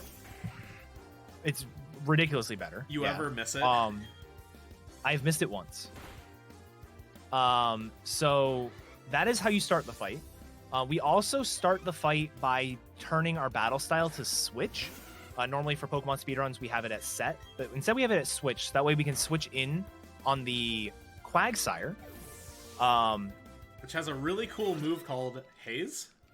Has Haze and Rain Dance, both of which are bad.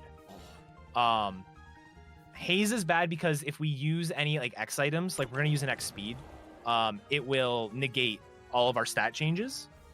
And Rain Dance is bad for 2 different reasons. The first reason is the Floatzel that comes out last is Swift Swim, meaning its speed will be doubled.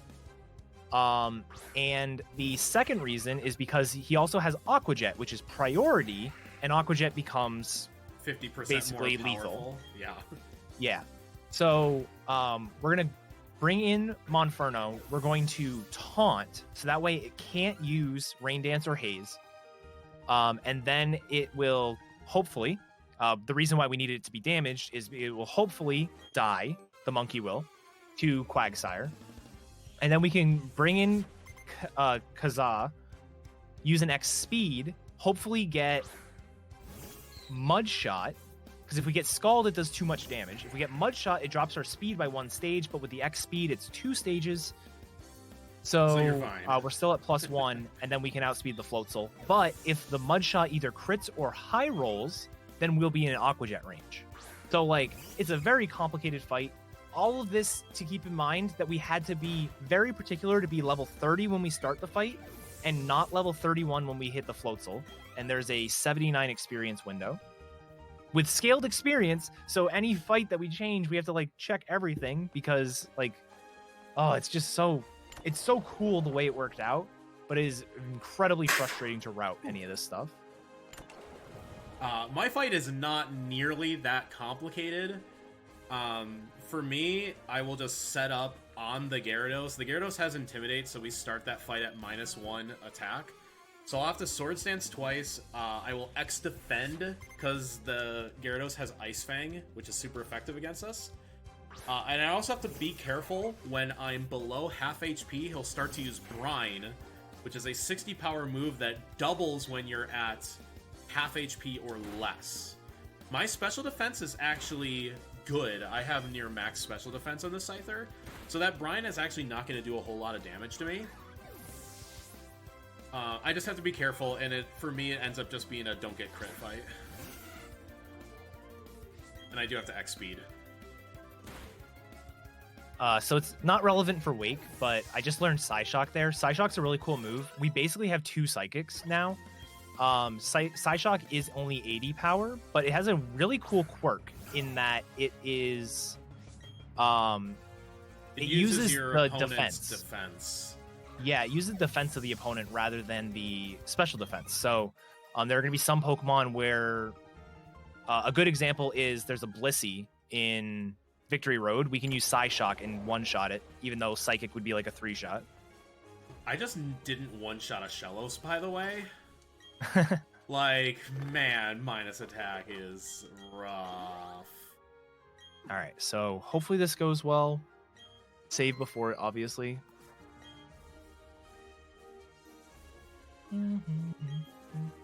We are both on Wake. Literally Yes, right we now. are. That's cool. I had to heal. I have to be at full health for this. Yeah, same. That's why that if I didn't have to 2-shot a Shellos, I wouldn't have had to heal. I got Aqua Jet from the Weasel. Alright, so now we send Monkey in. Monkey is damaged, but not significantly so we might get trolled here, but hopefully not.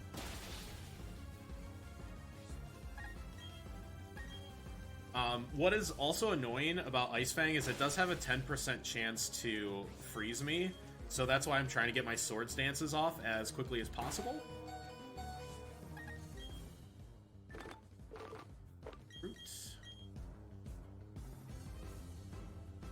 But that is actually the reason why we pick up a couple extra X attacks.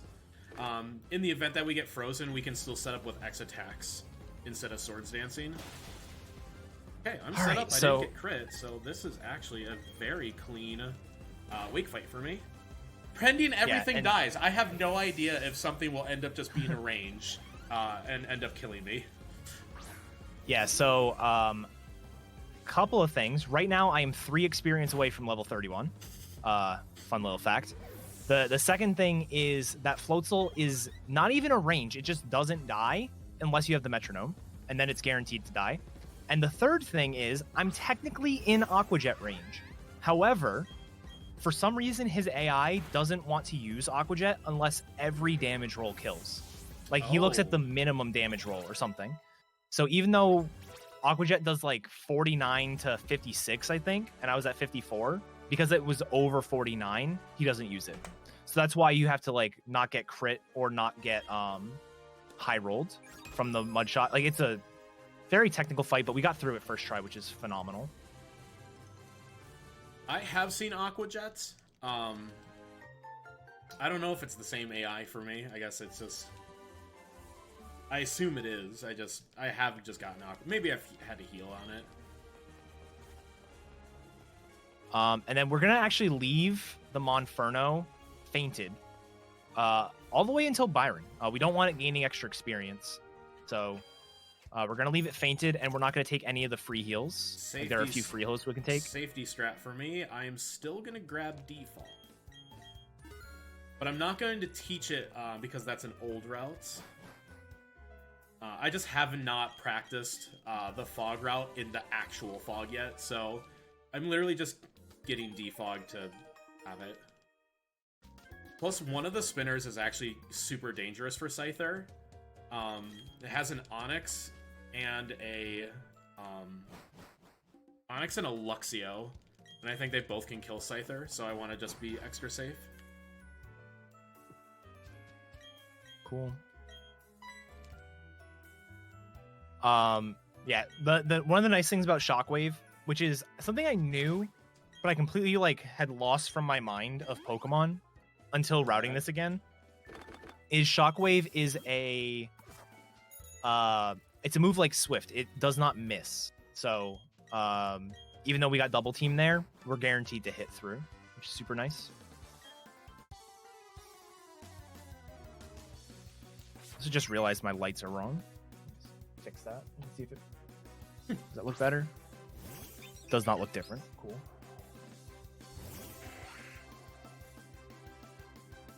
So, yeah, this is the stupid Quick Claw. Forgot to eat there. The Quick Claw makes the next berry fight very dangerous for me, because I can just get Quick Claw double teamed or Quick Claw blocked. So I'll have to save for the next berry fight, for sure.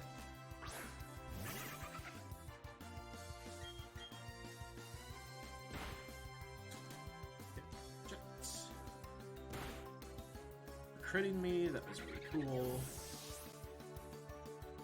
So now, we still obviously don't want to hit optionals, but if we do hit optionals, it's not the end of the world anymore. Yeah, you're safe on experience now, because Wake gives you level 50 EX, or 50 obedience. Yeah, we have until level 50 before we beat Byron. So it's like, we won't even be close to that. I think we're like level 40 when we face Byron. Do you use Monferno for Byron at all? We do something similar to the Wake fight, and we break Sturdy with the Monferno on the Steelix. That's Byron's gym. I'm actually going to be using. I'm actually a lot safer. I use Primplop for Byron's gym, like almost exclusively. So it's just nice that, like, Scyther's great, but, like, Print Pull Up helps in that, like, situation. I need to ether. I need to remember to ether here. I was supposed to ether before wake, but...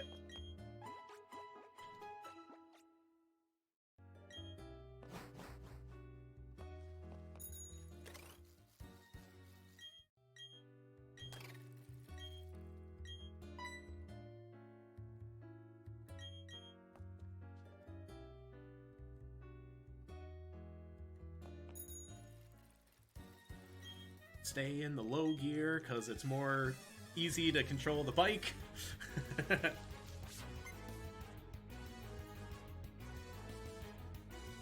Meanwhile, I'll just take all those free heals. I don't think there's any double battles I need to dodge.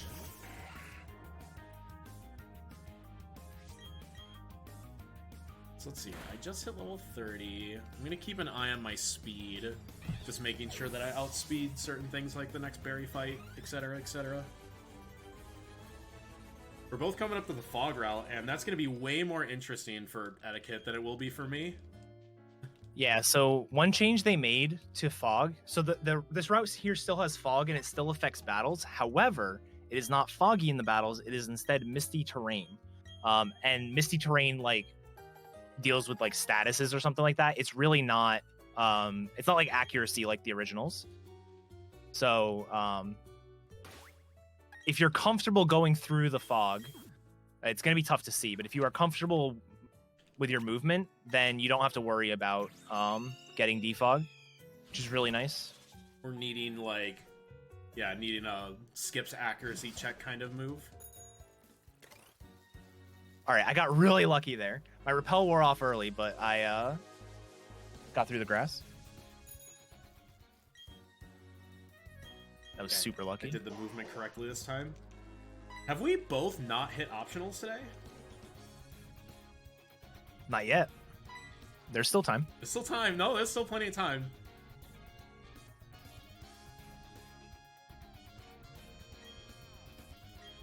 So I just brought up the Poketech. If you hit down on the, not down, but like if you press the right stick, which would be like R3 in a PlayStation, you can actually update the, like, which app you're on.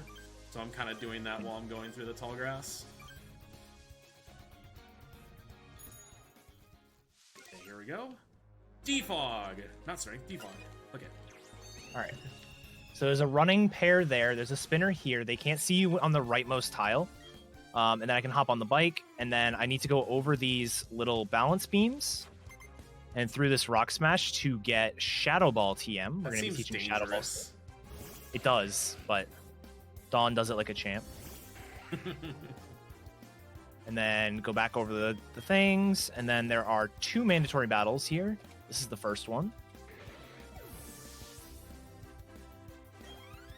Hey, Sai thank you for raid, and thanks for the good luck as well.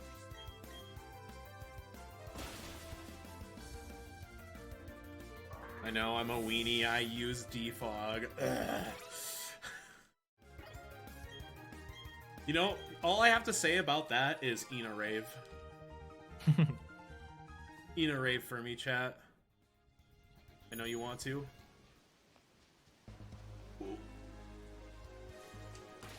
So that mandatory battle, this mandatory battle, and then one more spinner to pass.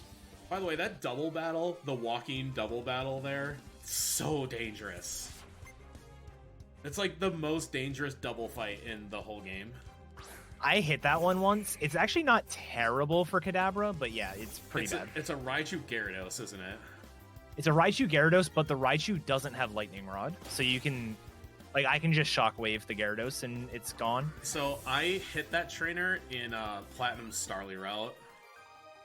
Actually, I wonder, since we only have one Pokemon alive, can they see me? No. Oh, that's free then. Yeah, it's free. So double battles where the twins together or those that walk together only activate if you have 2 alive Pokemon. It's the double battles where they're like on opposite sides of you will activate as single battles. Right. And that's how the double battle mechanics works. So like how you go past that double battle at like where the tall grass is on South Route 210, they're like that. You can just run past them if you only have one Pokemon. I have to be careful because I still have Prinplup alive. Time save for me. Azek grew to level 31. Just want to remind everybody that I'm running Azek and you are running Kaza. You're level 31, I am level 34. Yep. Dismiss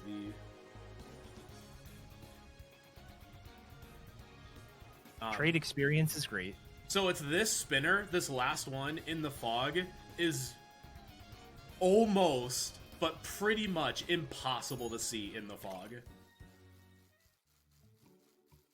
He's just... I have a very hard time seeing him if he's not looking down. If he's looking down, I can see him like clear as day almost. Yeah. But if he's looking to the side, it's just like the black hair, you just can't see it.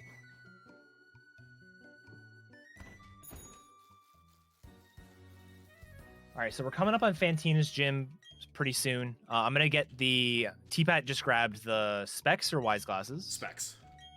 Yeah, you just grab the specs. I'll be grabbing both.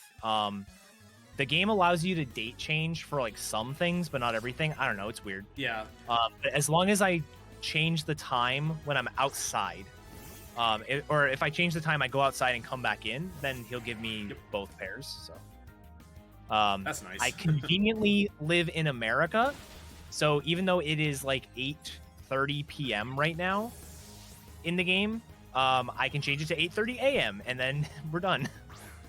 I don't have to worry about changing it like multiple hours or anything. Oh, yeah, we just do the AM PM. Super nice. So, how's your Fantina battle? Is it, again, like, don't get crit? It's like X special defense. So, I mean, Ghost is strong against Psychic, so we have to X special defend for Hex, and then set up a couple things. I think we need an X speed and an X special, and that's it. Okay. Yeah, so. it's about the same for me.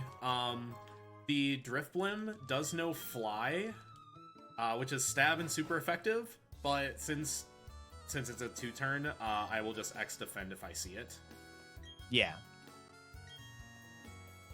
Other than that, I just can get trolled. The Drifblim likes to use Will-O-Wisp, because Will-O-Wisp into Hex, I think does double damage. Yes. But that's why we both picked up a Rossberry, so the first time we see Will-O-Wisp, we won't have to heal it out. The second time we will, though. Because we will get hexed, and it will do double damage. Alright, I bought my escape rope that I needed.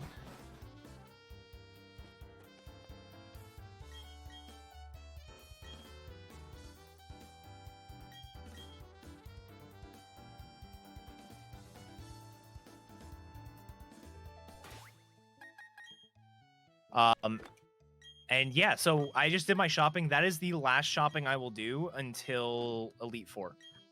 And it's the primary reason to do the shopping there is just to get more repels, effectively. We have all of our X items. We have all our healing items. Good to go. I actually shopped my second trip to Celestic, and that's my last shop. Well, actually, that's kind of a lie. I shop in my second trip to Celestic, and then I also shop in the Pokemon League. And yeah, I do the Pokemon League. And just get max full restores. You kind of need that in this run. Oh, because Hyper Potions are only 120 and not 200 like they were in Gen 2. And there's a few toxic leads. Although you don't have to worry about that with Dialga, but yeah.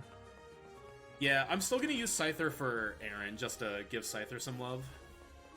But it is totally possible to use Dialga for the entire Elite Four.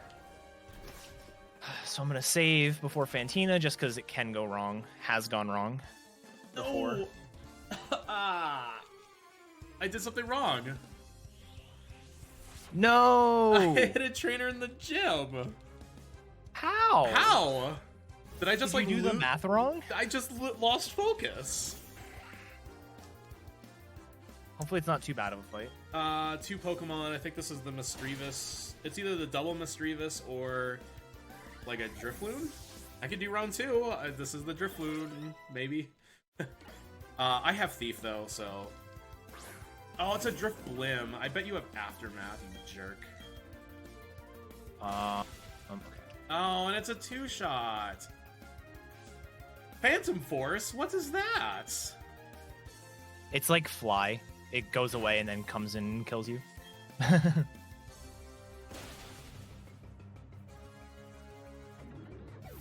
that's a bummer. How'd I do that? Am I in the last room? Did I just go in the middle door instead? If there's a I Drift don't Bloom, know. it's probably the last room. Yeah.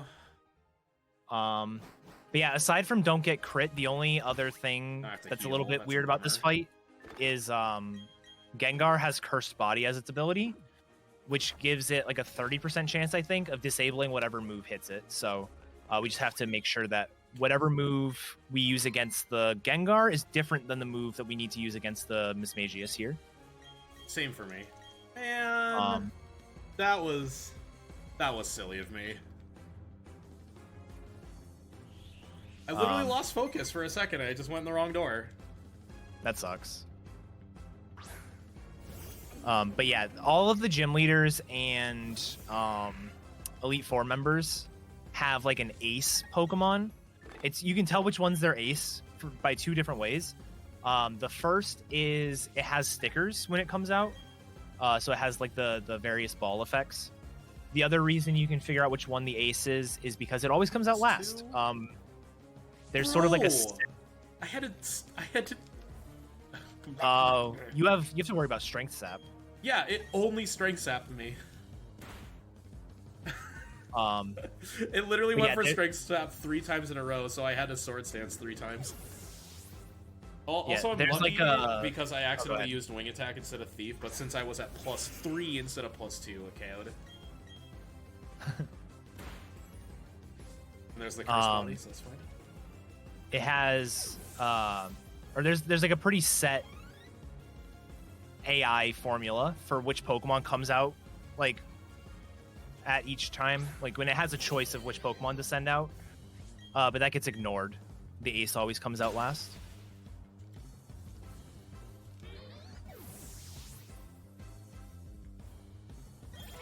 You know what's really funny is that if I wouldn't have hit the optional, I would have beat my average Fantina split. I must hit optionals on the split all the time. It's just inevitable. My PB actually hits 3 optionals on the split. Like, it was just awful. I actually saved time over my average splits as well. I forgot to repel. I'll do that. Just gonna throw this out there. I'm gonna be kind of pushing estimate. I think it'll be fine. I think I'll be fine, but it's really just the music's fault. Yeah, exactly. Yeah, why is the music so slow?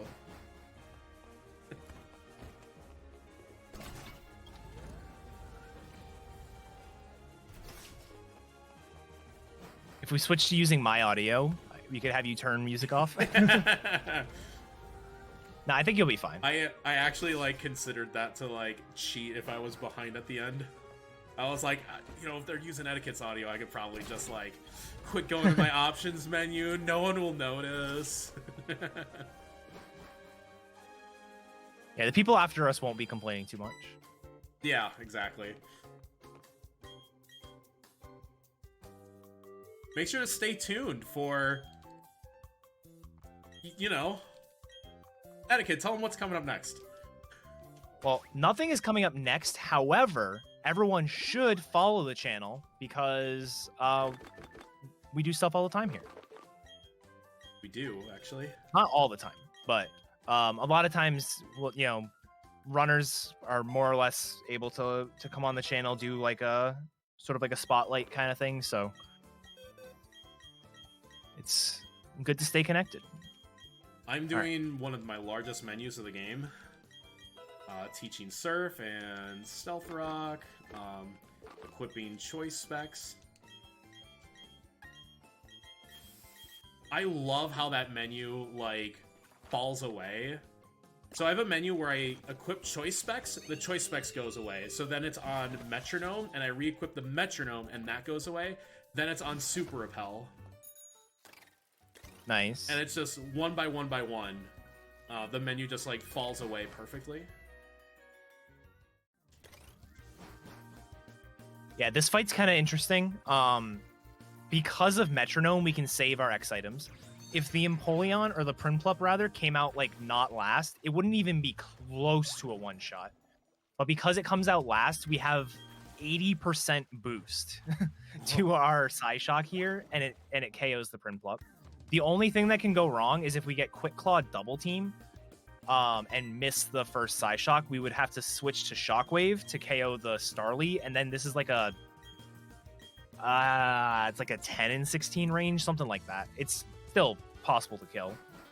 It's just a little bit more annoying. I'm gonna save for the buried fight. This can just like go wrong. It can be like the fastest fight in the game. Like ideally for me, I just go Swords Dance once and then wing attack everything, and it's fine. If I have low defense, I can opt to X defend turn once. I should also outspeed, so I do not need an X speed. And yeah, the Quick Claw, you know, super effective. There's just like a lot of variation, so I'm just gonna go for the quick variation because I am a little behind. So I'm gonna Swords Dance turn 1. I got plucked. It looks like I should be able to win from here.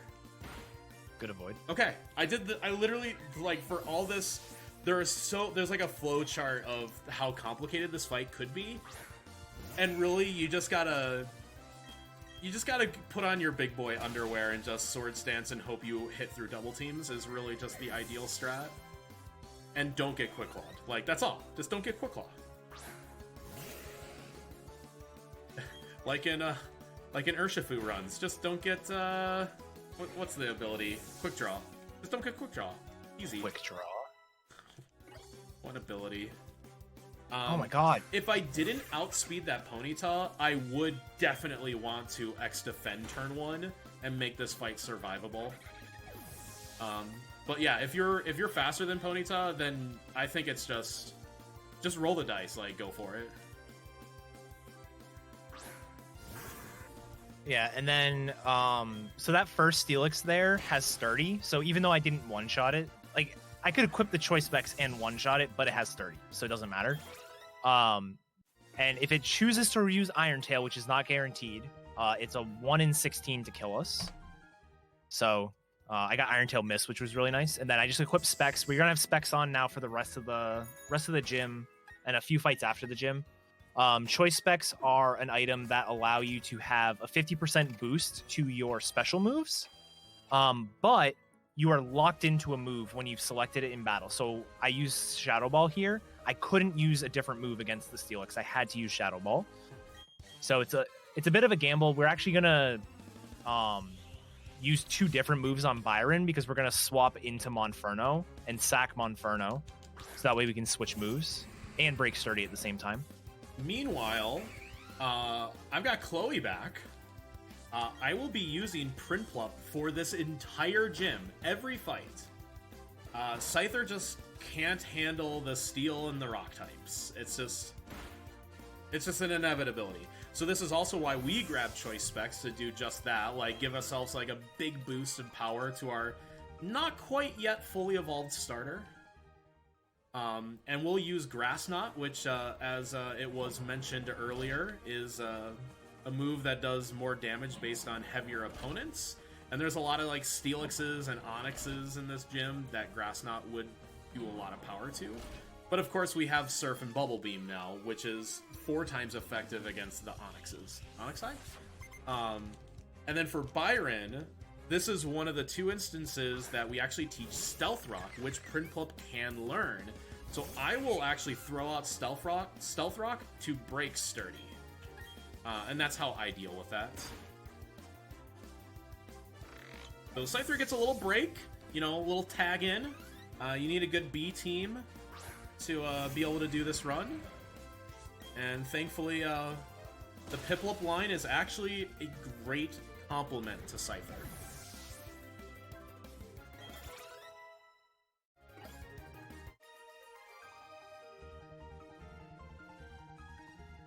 All right. one more fight and then Byron. Our Byron fight's going to be a little interesting. So we're going to Shadow Ball the Bronzor, the lead Bronzor, which is only guaranteed because we have choice specs on. So that's one of the reasons we need specs. Then before the fight, we're going to revive Monferno. And if you remember way back before I fought Wake, I switched my battle style to switch instead of set. I never changed it back. So we're going to be able to swap out after Bronzor into Monferno for free. Mach Punch to break the sturdy on Steelix. Switch back in with the Kaza when we get obliterated by Earthquake. And then use Grass Knot on the Steelix, KO the Steelix, and then it becomes Please Don't Crit Me, Mr. Bastiodon. Bastiodon has Sturdy and is a 2-hit, but it also has a Citrus Berry. So even though it's like exactly a 2-hit, the Citrus Berry procs and makes it no longer a 2-hit. So the basic strategy is X defense, deal damage, X special attack, and then KO again. But the main problem is the Bastiodon has Stone Edge, which is a high crit rate move. So it's like, if he wants to, he could just kill you, and it's very sad. It also has Flash Cannon, and Flash Cannon can lower your special defense. And so that was the one that kept critting you. that was the one that crit me twice the other day. And Yeah. you're just like, why? Why this move?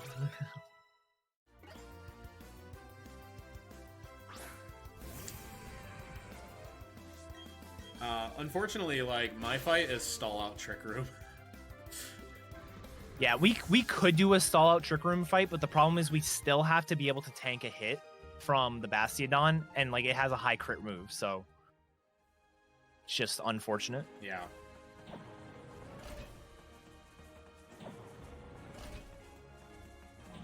Actually, because I need to use Stealth Rock on my fight, I do have to switch the Metronome back on Prinplup. I cannot use Choice Specs, because if I use Stealth Rock, then I can't choose another move. Right. Also, nice random Azumarill in the Steel Gym. It's okay, it actually is in here in Diamond and Pearl as well, like the original. I hate that this is usually a 3-shot. Good dodge. Oh, got All right. 2-shot. Nice min-max roll, by the way. That was cool.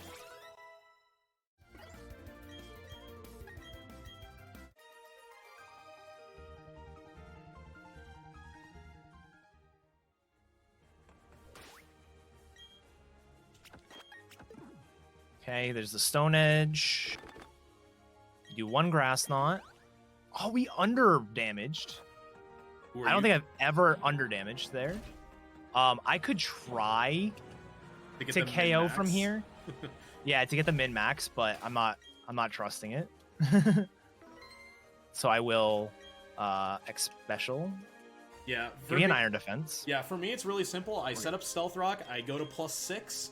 That is, if I get Trick Room turn 1, that leaves me one extra turn in which I'm really hoping I'm confused on that turn, because then I can heal Confusion on the turn Trick Room runs out. Trick Room, for anybody that isn't initiated in the competitive scene, is a move that switches, like if you're slower, you then go first, but it doesn't affect the priority bracket. So like, Quick Attack would still go ahead of most things. But yeah, I got Trick Room turn 1. I'm really hoping for a Confuse Ray that hits before that last turn.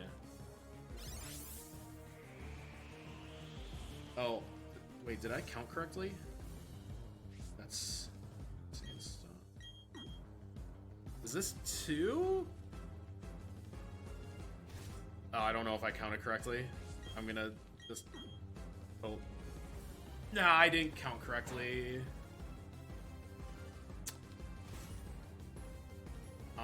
Well, yeah, good job. So this is why I died last time, because I forgot to count correctly. I'm gonna get tricked. So I have to waste 5 turns now.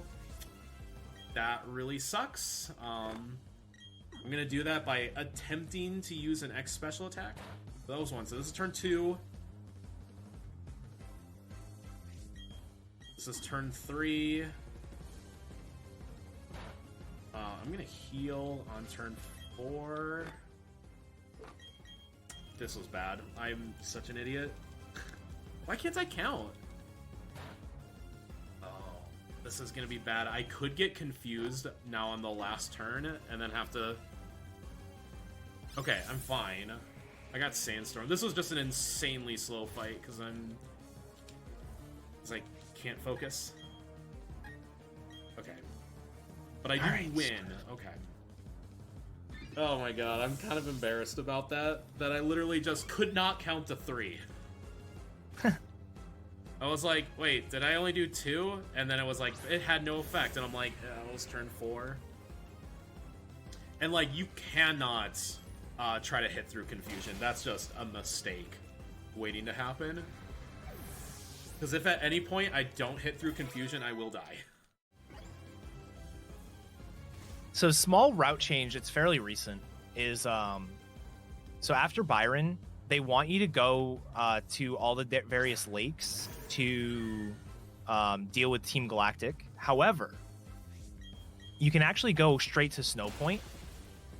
And so we're going to go to Snow Point now, get the fly point, and then go do the lake stuff. And the main reason for that, there's 2 main reasons. The first is there's a level threshold that we really want to get, which is level 44 for the second Mars fight, the Mars fight in Lake Verity. And we can't hit that normally without a candy or extra fights. In some cases, like both. So on the way to Snow Point, there's a very fast candy to grab. And there is also 2 fights that are mandatory. And 1 candy plus those 2 fights gets us exactly level 44 for Mars. And I just got hit by a spinner, so that's fine. I needed that. I wasted 5 turns on... I just stalled Trick Room twice! Big concern is she has 3 pokes. And I need to not lock myself into a bad move because I have choice specs. Alright. I'm going to go with Shadow Ball and hope she doesn't have any normal types.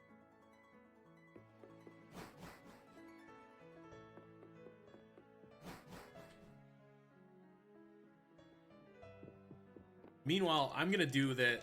I'm gonna do what you just said, kind of normally. I am gonna do all the lakes. We're gonna go to Lake Valor. We're gonna go to Lake Verity, do that Mars fight you mentioned, and then I go to Snow Point. I do the gym and then the lake. Not that it matters in any order. Okay, thank God. If this thing had Sturdy, it would probably kill me.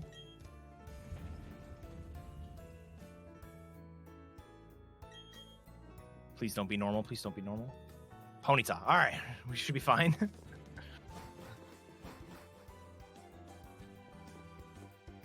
Wait. I was just looking at my notes. I probably should fly to Veilstone from here on out. It's like that movement better, but probably is faster this way. Like, to get to Unless you need the free heal. I do need it, actually. Yeah. Yeah. It's just starting to look, because of spinners, going from Veilstone to the Valor Lakefront is just so much better. Oh, what am I doing this way? Even without the spinners, it's just straight up faster to go from Veilstone. It's just those cycles are better. It's more difficult in Gen 4 just because the movement is like, that's the movement you would want to practice in Gen 4. Mm-hmm. But here it actually seems weirdly easier. Not really sure why. Okay, I did not get an encounter. Cool.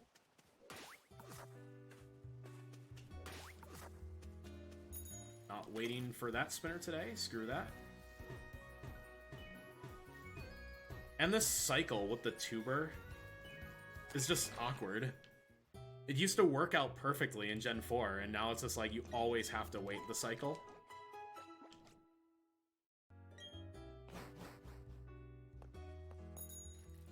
I'm not even gonna need the candy at this rate.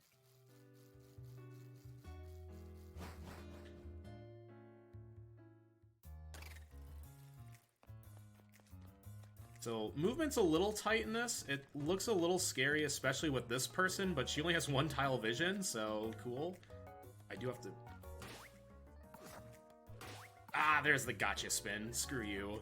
I got to, like, within the tile, and the grunt spun over. Oh. I was like, I knew it. I knew you were waiting for me.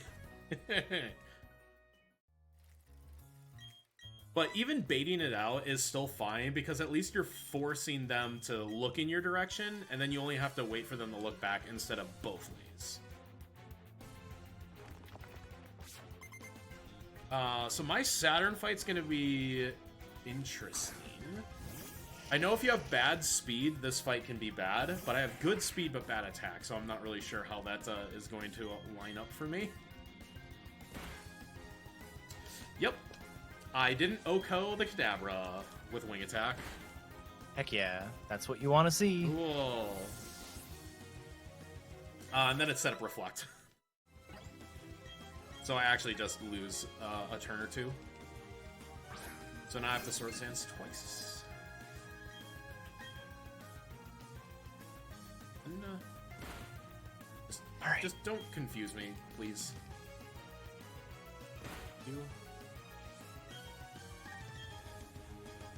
Like I said, there's just gonna be all these ranges that I have no idea. Oh my god! Oh my god! At +4 with Reflect, with Thief, I didn't even put the Bronzor in a red bar. Okay.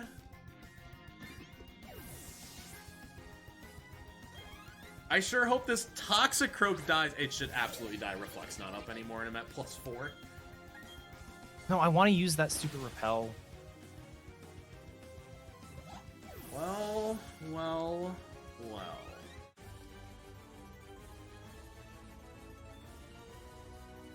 Kind of messed up that. Let's just play this safe. I'm gonna opt to heal that, because I actually got crit by one of the gyro balls. I'm at a much lower health than I would like to be. Alright. It's got it. Get off the bike here. Minus attack is really bad for Scyther. And it doesn't even matter if you get like somehow get a level 20 Scyther because of the scaled experience. It all just evens out in the end, you know? Oh, by the way, this double battle is like super easy to just run past, which would be considered a glitch. So I actually have to like wait a moment. Otherwise, you could just run right past them. They're one of 2 fights in the game that are like actually just easy to skip, that are considered required trainers. So if you are doing Glitchless, you must fight these trainers. So if you accidentally pass them, you must go back. Otherwise, you're considered glitched.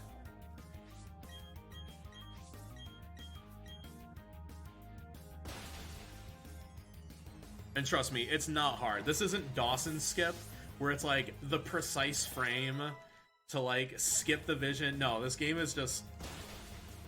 It just doesn't activate their vision, and it gives you a chance to run first.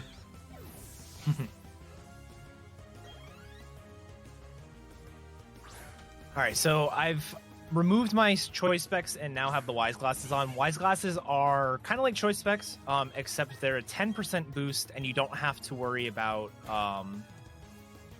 like being locked into a move.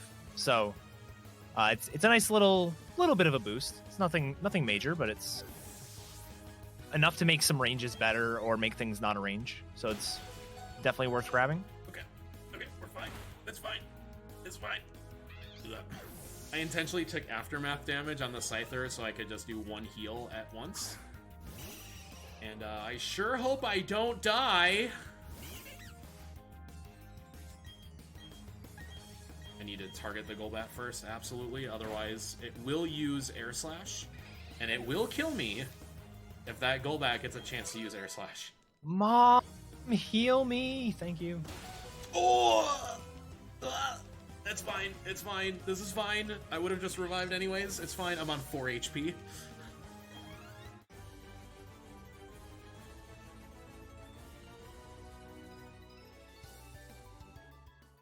Build a full Peck Berry. It's my last energy roots. I always forget to teach Dazzling Gleam. Okay, what do I do here?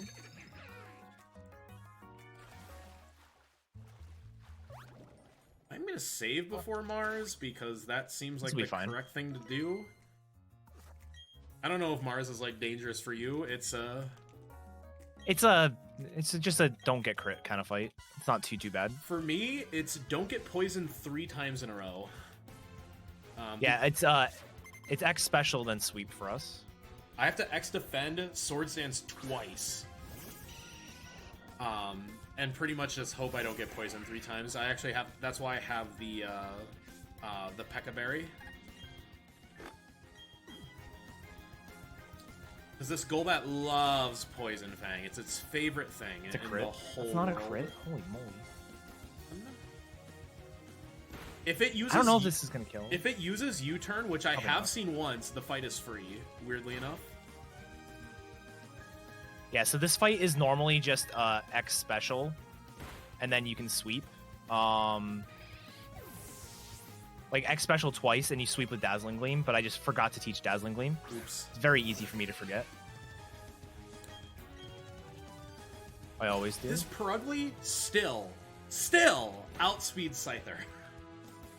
It's got 101 speed. It's like stupidly high. And I have a plus speed Scyther, mind you. Like, I'm closing in on like 90 speed. Naturally.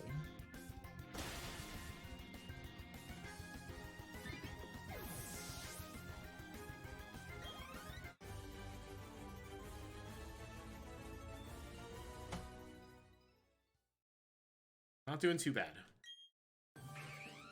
Oh, my Empoleon already evolved. How did that happen? That's a little early.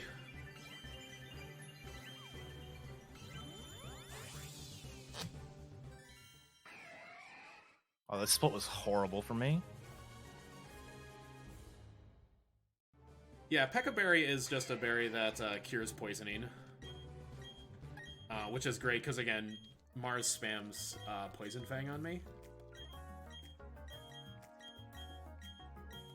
Alright, so we rare candy there. That gives us 103 speed, which is better than Purugly's 101. And that's basically why we do that early movement there. And then I'm going to go ahead and deposit the monkey for now. He'll be back. For now, he's gone. So I'm back in Celestic, because I'm going to be going to Snow Point, but I need a quick... This is where I take my final shop, because usually we're running a little thin on healing items right now. Also, I'll grab some Super Repel. 64 seems like enough. How about you? I think I might need all of those.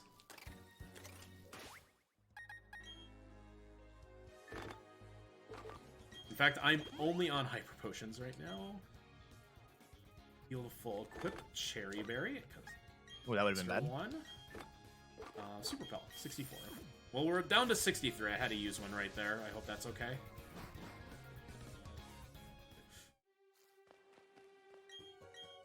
So now we get to play this cool game called One Tile Gaps. One Tile Gaps are super fun in this game. If I push a rock like this, I can get stuck there. like how that like Tetris piece might fit. Yeah. Yeah, trying to go through that really stinks.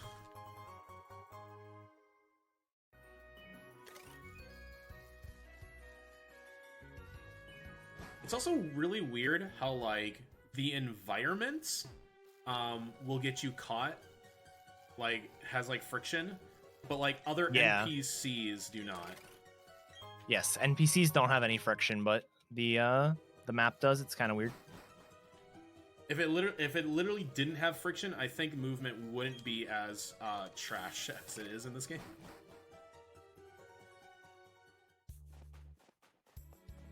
So now I am heading towards Snow Point, getting the cool music. Yeah. Bit low on healing items. I may had to use a lot this run. I'm gonna wait for that. It's always that skier. You know who I'm talking about. That's just like, Yeah. When do you turn? Is that the one you hit, or did you hit the other skier? No, I hit the girl. Like the up-down spinner before the skier. Oh, the actual spinner. Yeah. Ish. Aha, and that's why we have a cherry berry, because I got nuzzled. A move that has 100% chance to paralyze. You may have seen it from our Galarian Star Tournament races. It's a good move. Please kill, please kill, please kill. Okay. I had to use Thief on this Raichu, and I'm like, I'm minus attack, please die. So fun little thing here on Candace. We don't outspeed the Sneasel, but usually, typically, Ooh, I one-shot the Pelipper. That is not. Typically, we are going to actually outspeed it. Not actually outspeed it, out-priority it. Oh? Which is really nice. Wait, does it use a minus priority move for something? It uses Avalanche, which is minus 4 priority. Whoa. That's news to me. That's like when I learned Vital Throw was minus priority. I was like, huh? Yep. So even though this Sneasel has like 120 speed, we have like 103. It out like we get to go first. It can't really kill us from there, but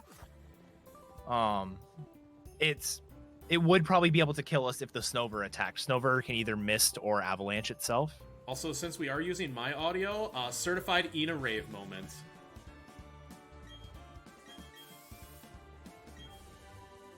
Because I got the 217 music. Gotcha. Let's get those Ina Raves in chat.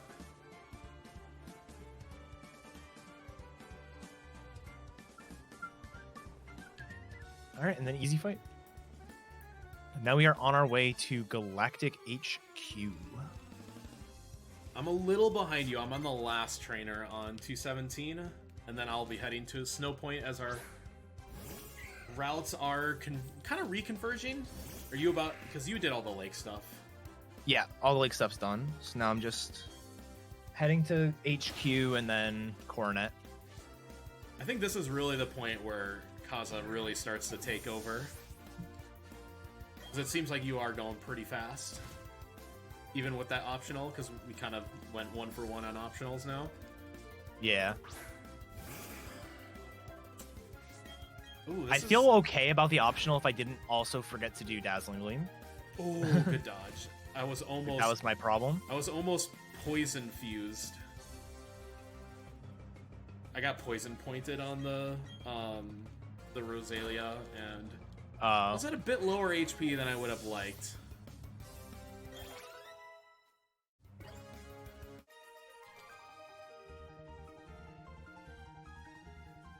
Let him heal all of that now.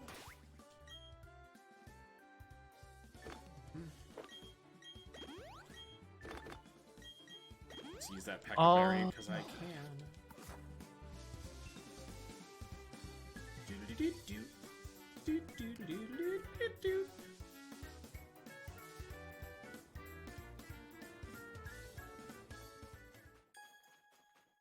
Oh boy, Snowpoint Gym. The movement is really cool in this game. Remember?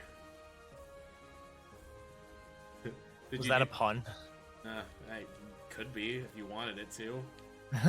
I don't want it to be. Okay, then it's not. It's movement in this game is bad. Yeah. Oh my god, I forgot how good Galactic HQ sounds. Right? Oh, I actually should have said yes to that. Kind of off schedule here.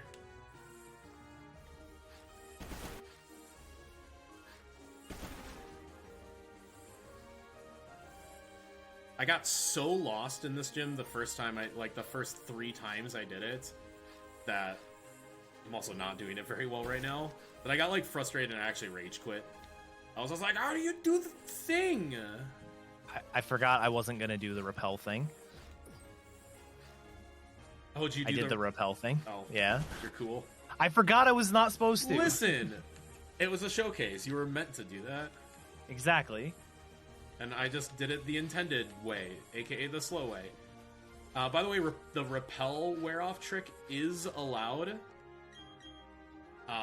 The diagonal movement is not. Diagonal movement is patched out anyways. Oh, okay. Of the most recent version. But yeah. In case anybody was wondering, like, hey, I'm just gonna go up the left side and just kind of wiggle my way up into those stairs. Like, yeah, don't do that in Glitchless. My fight is know how much damage Avalanche will do to me and don't get crit. Avalanche will do. The spinner can take a very long time. There we go. That was still probably faster than fighting her. I got missed turn 1, which is actually very good.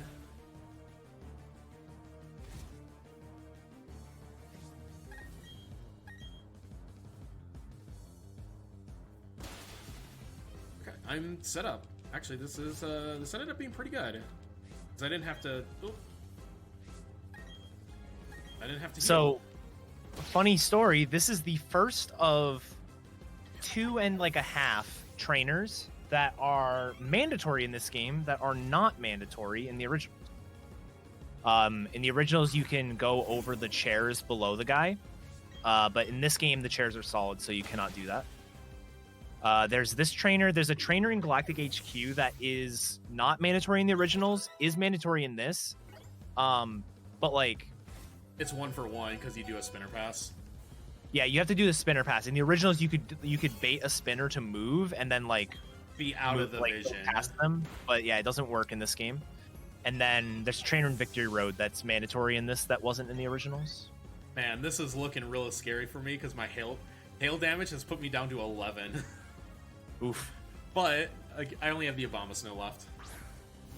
It's totally safe. There is no priority. He says as he misses a range because of minus attack. That's what I was really worried about. It's just like something not dying because it was a range at minus attack. Well, thankfully my splits have all stabilized, even with the music on and everything.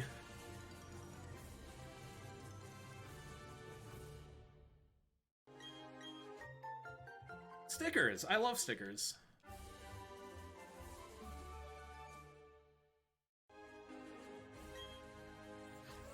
Yeah, so it's this guy. In the originals, what you could do is with this spinner that I'm like waiting for, you could have him like basically walk up to you and then go down and the other avoid guy's vision but, isn't that far. But yeah, this person's vision goes all the way to the wall now. Because of my HP, I'm just gonna heal anyways.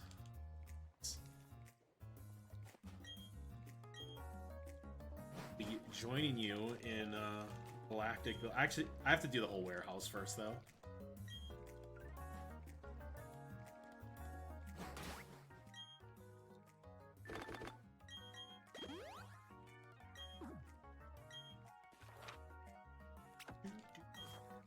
That was my best fly menu of the day. Let's go! Also, seriously, everybody, Galactic theme is also a certified Ina Rave moment. Let's face it, music's so good. What? Hello? Oh my god, I walked through the storage key. Did anybody see that? Glitched.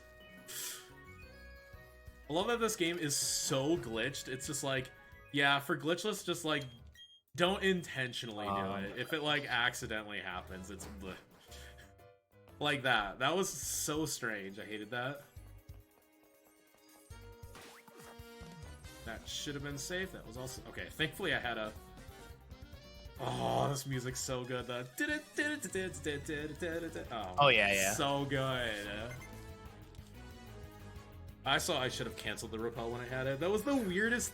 That's happened to me twice now, where I've been exactly a tile below the storage key menu, or like the storage key item on the ground. and I've just held up to interact with it, and I've walked clear through it.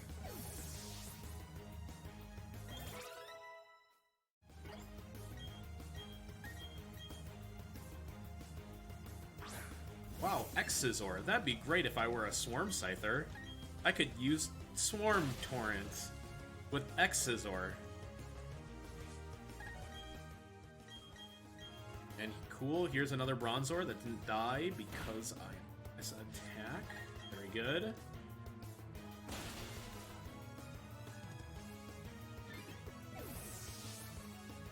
Listen, if minus attack is bad, that's why Swarm is really bad. Just imagine 50% less power on every move. Yeah.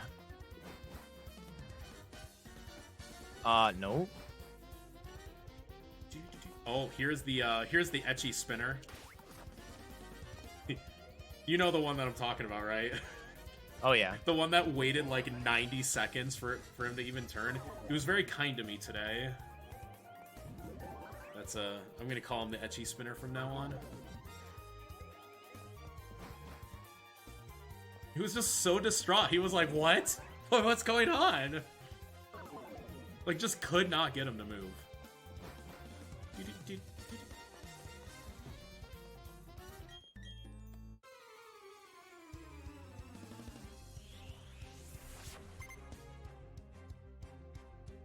Grabbing a rare candy here.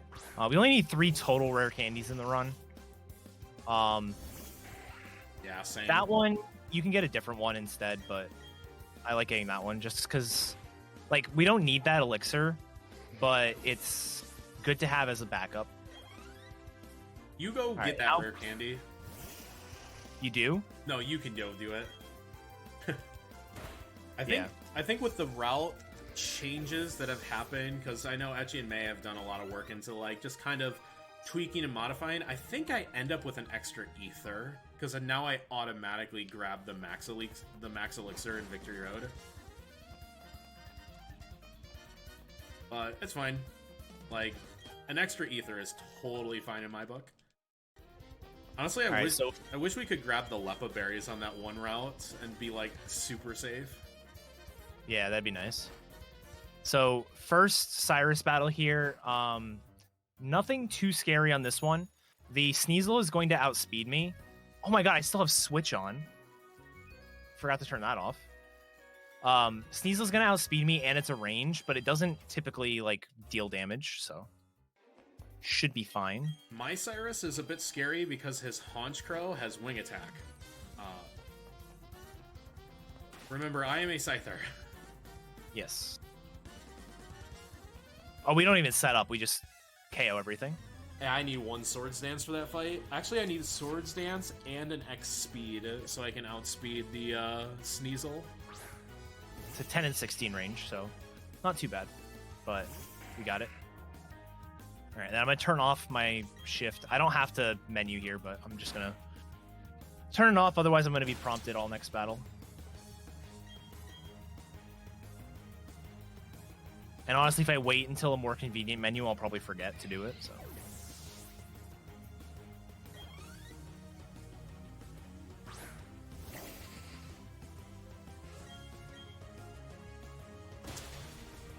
Yeah, okay, just thinking ahead.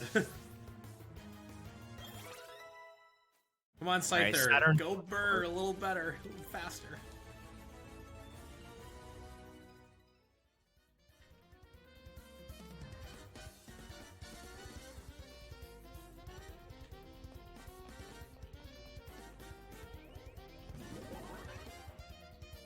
God, just vibe into the music. So good. Like, this song was made for Synovation. We'll grab this full restore. It's inside the PC. Just inside that computer tower. It's just very convenient. Computers are great. They just give you full restores. By the way, that weird bed free heal that I got, it's like one of the few times that the jingle never goes away, even though you have the music turned off. It still pauses for like 2 seconds.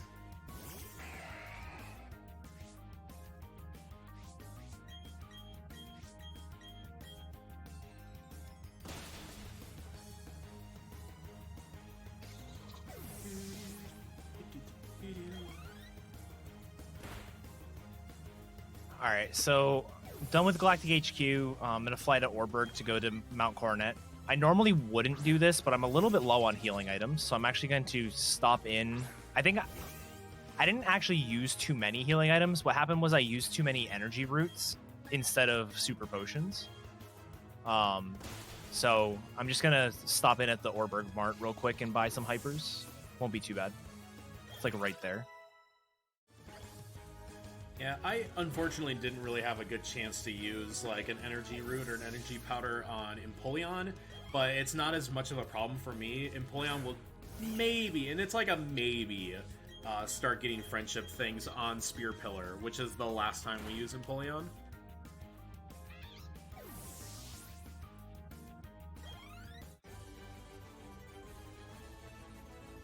Alright, I am going to my Cyrus battle here.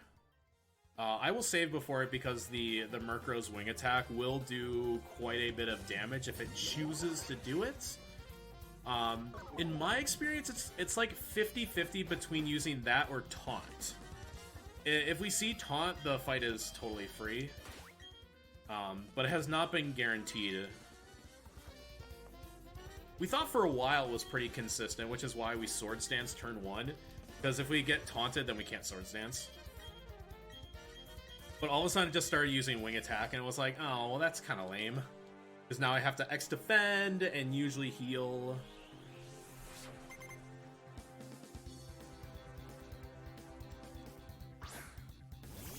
Yeah, Palkia is clearly better.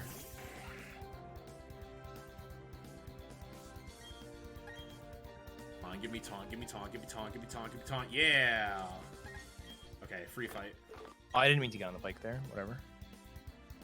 So I might get Wing Attack now. As you can see, it did exactly half damage to me. But we win the fight from here. So that's why you can see that, like, if I get Wing Attack turn 1 and I have to set up twice, it can be a bit problematic. Hopefully this also dies, because you might have, like, Air Cutter. Okay. This is just like a whole, like, okay, what's a range that I don't know is a range? It's a nice little test of minus attack Scyther. This is the second worst attack I've seen out of my Scyther.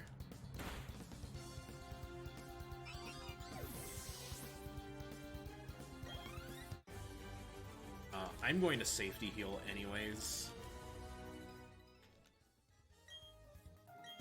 Oh god, yeah, this Toxicroak is a... Yep, Saturn's Toxicroaks are very bad range for me. I don't even have it listed at anything less than 9 and 16, and that's 31 minus attack, and I'm at 10.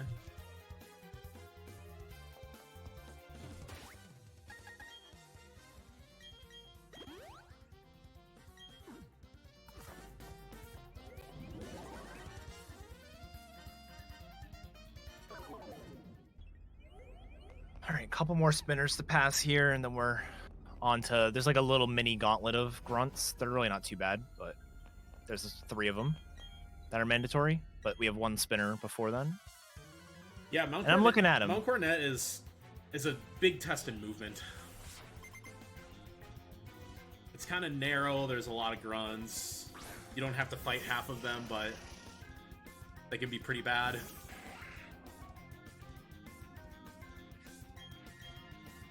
In fact, my attack is so bad, I'm actually going to opt to Sword Dance on the Bronzor here to guarantee the Toxicroak.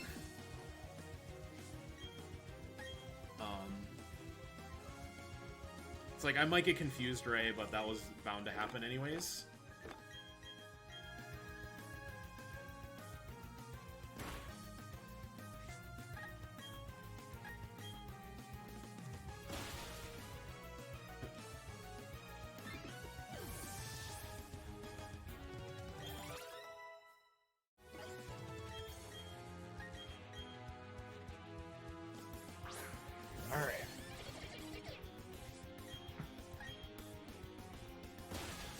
Coming up on Spear Pillar. Spear Pillar has 2 of like the worst fights in the entire run. Oh my god. Yeah, this race isn't over yet simply because of Spear Pillar exists. Yeah. So You want to explain why it's so bad? Yeah. So basically, it starts out with a double fight with grunts, which are just pushovers. It's fine. And then it goes into a section where you have to fight both Mars and Jupiter at the same time with Barry as your partner. And that fight can be pretty brutal depending on what's going on. We're going to be like basically KOing one side and then KOing the other side, ideally. But Barry as your partner can sort of do what he wants, which can be very detrimental if he decides to like do the wrong thing. And then the game forces you directly into a battle with Cyrus. It gives you a free heal, but there's no menuing and there's no saving or anything before you get jumped into the menu or into the battle with Cyrus 2. So if you die to Cyrus 2, which is totally possible for both of us, you have to redo the entire Mars and Jupiter double again. Get out! No!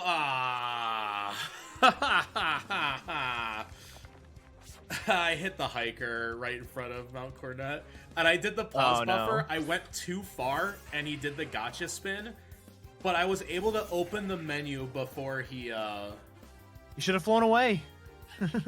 Oh my god, that might have actually worked. I thought maybe it'd give me a chance to back out of the menu and move, but it was too late. No, I'm actually surprised that you got into the menu, yeah, but then couldn't move. I was in the menu with him looking at me in his vision.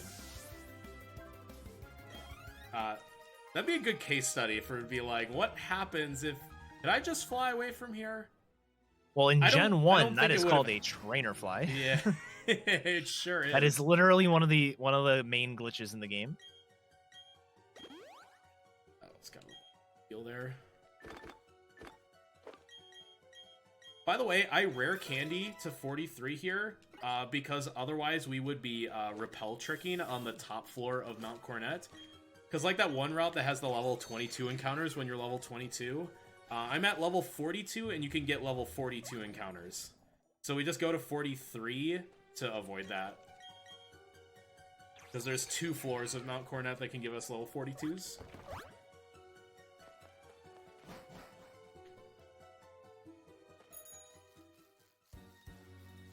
I literally Gen 1'd.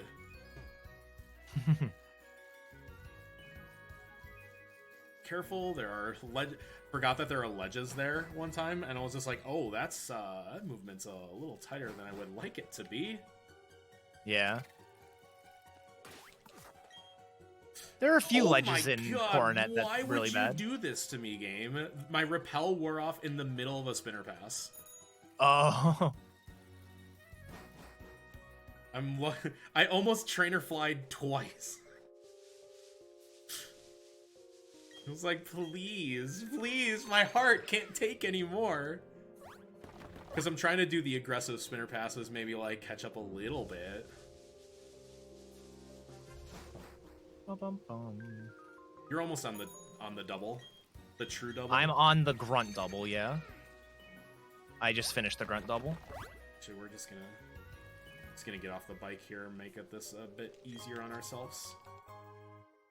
Yeah, so I'm not gonna talk too much about the MNJ double. Like it's honestly just like kind of BS your way through the fight. I don't have a good handle on exactly like what the best way to handle the fight is. But the general strategy is going to be X defend, because the Bronzors both, like the 2 lead Bronzors are going to be spamming payback basically the entire fight, which is a dark type move, and it's which is a dark type move. And so I'm going to, set up an X defense, set up an X special, and then just sort of go for one side and then go for the other side. Everything should die, including through light screen. So the 2 Bronzors have reflect and light screen. Classic. Reflect is very common. Light screen is like maybe 20% of the time for me. But everything dies through light screen even, except Scun Tank is always at least a 2-shot. And Scun Tank can be really annoying because it has poison gas, it has belch. If you proc its citrus berry, it can use like 120 power belch, which is disgusting. And then it also has Snarl, which can lower your special attack. So No fun. yeah, So- lots can go wrong on this fight. So the it's- Cyrus fight is another story. Yeah, I was gonna say my double fight. I'm gonna use Empoleon. I will have Choice Spec Surf, which is really gonna help on that fight. Same story. I can go to +6, and everything will die through light screen except the Skuntank, which will be a range. But if it never uses light screen, I can go +4, and everything will die, and it's not a range.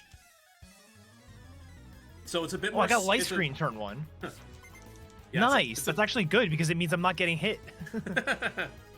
I think that's why your light screen is less likely because you have they have the super effective moves. All right, I did get crit though on turn 1, so I have to. It's fine. It's just annoying.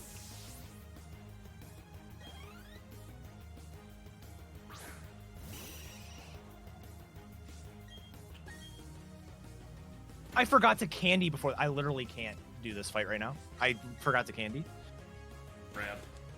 I was like, why did I take 24? It's only supposed to do 18 or 22 or 20. 22 is the max roll. And then I was like, oh wait, I'm level 49. Damn it, I had the perfect start. But yeah, once we get to Cyrus, basically Cyrus's lead is a Haunch Crow that has Super Luck as its ability, a Scope Lens item, and all high crit rate moves, which gives it a whopping 100% chance That's to critical hit. ridiculous, by the way. Like, that's unheard of in a Pokemon game for, like... Yeah, so like a you trainer. basically, you literally cannot set up on it. It's just not possible because, at least with Kaza, I will die. And if I set up an X defense, it doesn't matter because it will crit through it. So, so yeah, the plan for Cyrus is basically get rid of Haunch Crow ASAP, literally deal damage and die to Gyarados, switch in the Monferno, revive while Monferno dies, and then KO the Gyarados, KO the Crobat. Crobat has Tailwind and it's faster than you and likes to use it. It's really dumb.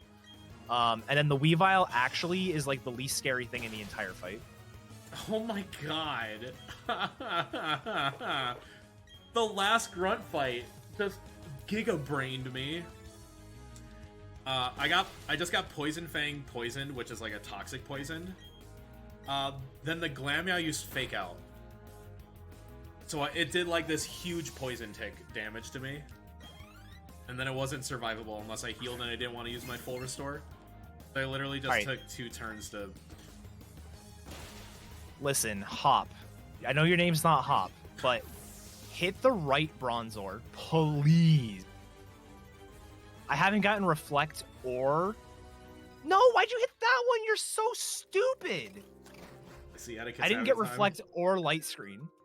So he's actually dealing like a third or more to each Bronzor, which is awesome. I'm only a fight behind. I'm on the grunt double. He's hitting the wrong one. Yeah, Barry's an idiot like that. I really would hope that you use Light Screen this turn. Like, really hope. Darn it.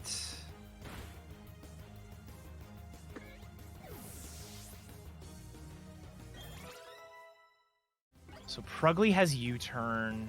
What's coming out on Jupiter's side? Skuntank is so bad. Oh, okay. Yeah, have both their aces out at the same time. Yeah. So the good thing is I can 2-hit KO both of them with... Please Poison Gas. Snarl is so bad.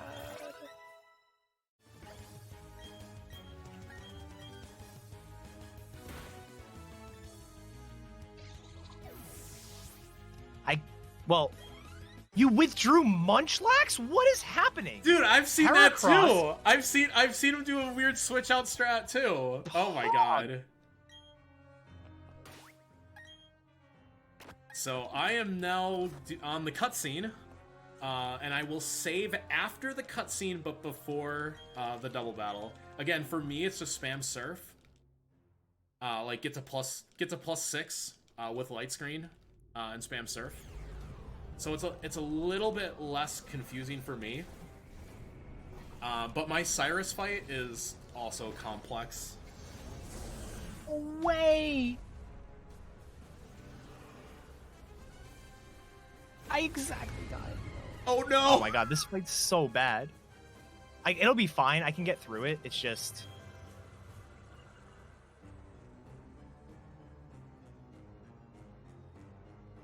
So I want to know everybody in chat's favorite legendary in Gen 4. Is it Palkia, Dialga, or Giratina? Dialga for me. It'd be Giratina for me.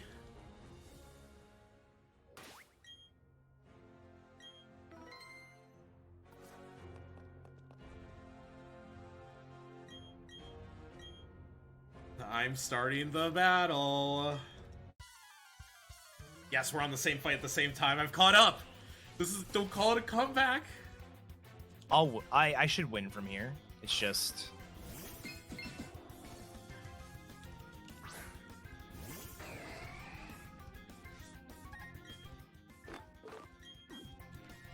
With 1x speed, the Empoleon is fast enough. I did get light screen turn 1.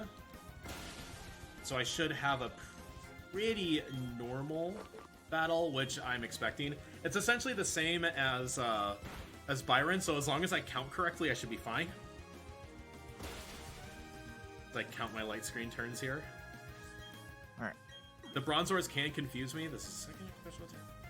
They're not doing it, though. Alright, good. It's also very important that I get full experience on all the Pokemon there, so I conveniently was able to get back in after the Golbat killed Monferno, because I need to hit level 52 going into Cyrus, because level 52 for Cyrus guarantees the range on the Honchkrow. So this is basically what the candy route is like built around, is getting this exact experience. If I was one level lower, it'd be a 15 and 16 range, so it's guaranteed. I think you do like 1 more damage minimum.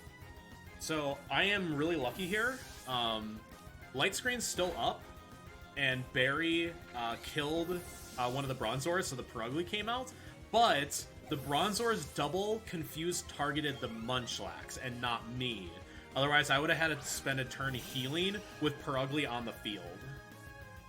It would have been even worse with Golbat on the field because Golbat has Haze, which could completely negate my setup. But thankfully, I had a fine fight. I just have to click Surf 2 more times. So you explained your Cyrus fight. My Cyrus fight is also get the Honchkrow off the screen. Thankfully, the Honchkrow always uses Defog turn 1 for me. Which is really nice, because then we get a clean 2-shot on it, and then the Gyarados comes out. We'll just die to the Gyarados, and then start setting up. But it is very much don't get crit, and I should explain this to chat. Cyrus's Gyarados has crit me 4 times in a row, and that is an active streak. I have lived twice, because crit from full does not kill. Crit from anything not full does kill, and then yes, I would have to do the double battle again, which is why these battles are very scary. All right, let's Ina Rave out for some Cyrus action here.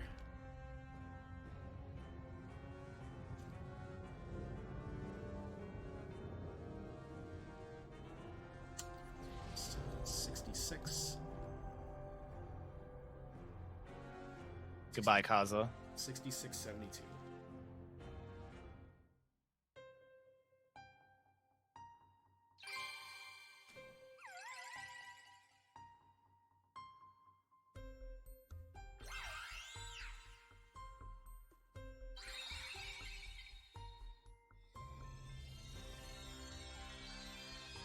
Forgot how much I miss the music in this game. Yeah, music in this game is phenomenal. Like, I'm about ready to, like, pay somebody to be my DJ when I do runs. To just play the correct music at the correct time. Shoutouts to Corvame for discovering that no music is faster. So we got Tailwind, which is really nice. And then the best case for the end here against the Weavile is we're gonna X defend. Hopefully it uses Fling. Fling is literally the only dark move this thing has. Other than that, its best move is going to be Dig. And so if we X defend here, get Fling. Yep, there we go. Which does like nothing because it's flinging a berry. And then I just X special, and then I am able to underspeed and get hit by Dig, and then I am good. I am cat jamming. I outsped the Honchcrow. That made this one. he withdrew Honchcrow. It doesn't matter. It's just slow now. Because now I just have to surf spam the Gyarados. I think it's just gonna Earthquake me here. To which I wish there was a way to safely switch into Scyther, because Earthquake doesn't hit Scyther. Which reminds me, I'm gonna do a bit of a safety strat. After I X defend, I am gonna revive the Empoleon to just give me a backup. All right, so Palkia time for us. This Palkia is always going to be a quiet nature. Kadabra's ability we haven't talked about. We talked about Scyther's ability a lot. Kadabra's ability is synchronized, which basically doesn't matter for the run, except it guarantees we always have a quiet Palkia. The minus speed is a little bit kind of unfortunate, but the plus special attack makes it all worth it. So, and then we have the Master Ball from Galactic HQ, so it's guaranteed catch.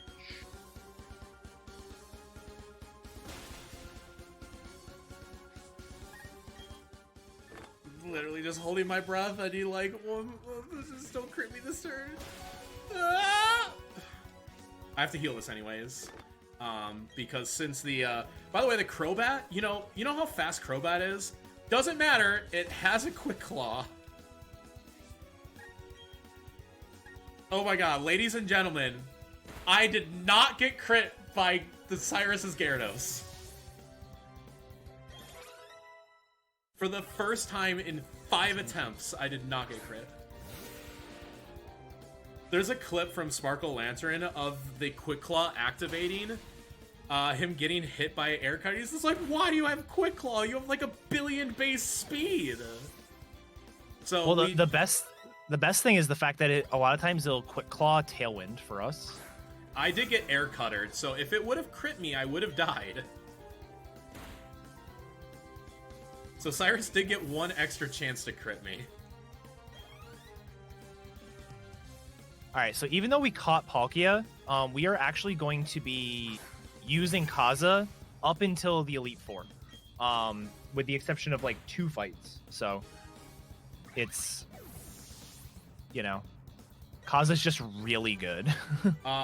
So funny story about my Cyrus split apparently. I saved 3 minutes on average. Nice. Because I have one of them where I lost 12 minutes because I died, didn't save, so I had to climb up Mount Cornet and do the double battle all over again. And I lost, I lost 12 minutes. It's the wildest thing. I have Dialga. Dialga is a steel type dragon. So I don't get the benefit of just stab, surf, go burr, Oh, my Empoleon just finally had its first, friendship movement. Oh, nice. It did a little wiggle on the Dialga battle.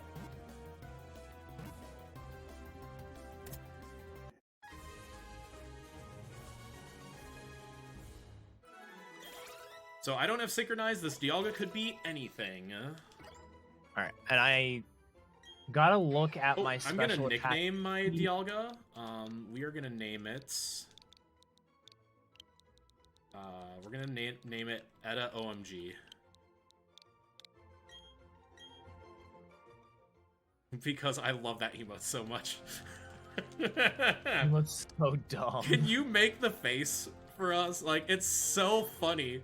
Because it was a spinner pass and he did this crazy 180, 270 motion. It's ridiculous. This is so funny.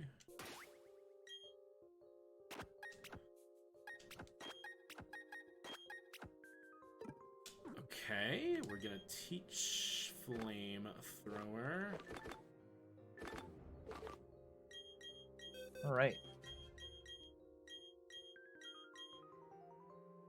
All right, so now we're about to head into Sunny Shore Gym. Really nothing of note for us here. It's mostly just click the right move. We have choice specs on, guarantees everything dies. There's like one range. I think the Raichu is a range. And then the Steelix in the gym, because there's a Steelix in the electric gym, has sturdy. So we just have to make sure we live a hit there. And then we're going to use Palkia for the actual gym fight. Mainly because it's just a little bit safer. It's the same number of turns typically as Kadabra, because normally what happens on that fight is Raichu is going to use Volt Switch into Ambipom. Ambipom is going to fake out. So even though Kadabra needs one less X item than Palkia does typically,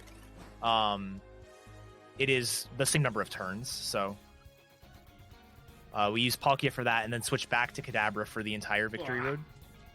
I kind of messed up my movement, but I didn't hit an optional, so it was fine. It's fine, you have only one tile vision, thank God. Oh, I kind of... But it's fine. It's fine. It's fine. Doing okay. We're doing it correctly. Do we have time for... Sorry, do we have time for some donations? Oh, absolutely. We were just kind of in the zone for so long. Alright, so we have $50 from Secret Base that says Chloe my Belowy. Chloe my Belowy. So thank you very much from the Secret Base people. And then we have another We have $55 from Fighter C that says, thanks for an amazing weekend, PSR. Thank you both very much for the donations. They're much appreciated. We're at $1,605. So that's pretty nice. That's a lot of money. Wow. Oh, my speed is really bad. My speed is awful. This is like one of the slowest Dialgas alive.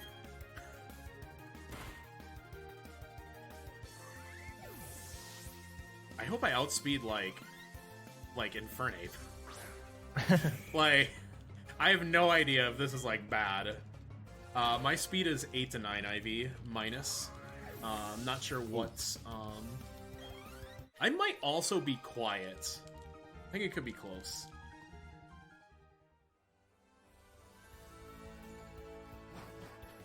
Sounds like the Groudon I had in one of my runs. Oh boy. Eddaket, don't you love like bad speed Groudons? Bad speed's the worst. I'm pretty lucky when it comes to attack. Like, I had a stretch where I had like 128 attack like 3 times in a row or something. But usually my attack is fine. And I'll look at my level 45 stats and see something like 89 speed and I'm like, ugh. You know, to this day, I still have never had a plus attack Groudon. It doesn't even save that much time. It doesn't. It's just, you know, it's weird. I've had plenty of 31s. Like, you know, I've seen 153, like, a lot. I've just never had plus attack. So, you want to know something funny? There was an old route where if you had... Because I used to not track IVs on Groudon. I would just go based on the level 45 stats. There was an old route where you could save a turn if you had 153 neutral attack. But if you had 153 plus attack, then it would be a range, whatever the range was. Oh, yeah, because that's like 8 to 9 plus. Or whatever. Yeah, and like it wouldn't scale at that level to be the right value. Weird. Yeah. So I am involved. That's actually... Oh, yeah, go ahead. I am going to use Dialga for this gym. This is where the route gets a little funky. I do have to hit a couple Roar of Times, which is good old 90% accuracy. I love it. I missed the 14 and 16 range, I swear to God. But this isn't like particularly dangerous. Nice little reroute is that we actually set up physical on Volkner. Even though the Luxray has Intimidate, it comes out last, and the Metronome boost just covers that.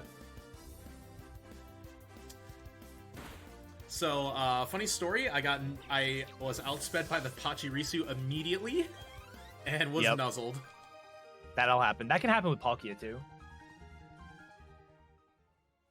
That's one of the reasons why Kadabra's nice. We don't have to use a single X item on Kadabra. The only fight we lose a turn on, over just like KOing everything in one turn, is we lose a turn on that is the wrong move because this is the wrong fight. I have to swap out. The Golem fight, the Tentacruel Golem Empoleon, we two-shot the Empoleon, but everything else we can one-shot. And because I locked myself into Shadow Ball here, I have to switch out because the Bibarel. I thought it was on the other Luxio fight. I'll actually have to plug in my level 50 stats, just so I know what my IVs are. I used the wrong move on this fight. I was also outsped by this Mr. Mime. I was a fight ahead, so it was a little lame.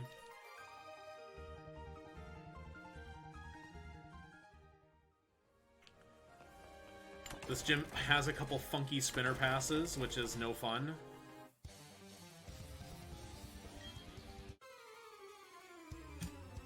I was able to YOLO past the Pikachu person, but I still have to pass the Raichu guy twice. 3 times. Well, I've already passed him once. The cool thing is, I noticed, if he's facing up, when you get there for the second pass, yeah, it's safer. You can actually go under him. Well, you can go under him and then like around the long way. Yeah, I don't want to do the L pass on him that second time.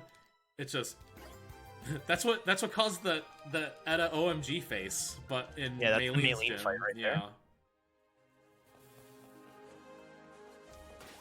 I'm just gonna wait for the Pikachu trainer. I'm just gonna not risk it. Fun fact, that kid dressed as a Pikachu has 4 Pikachus. That is a fun fact.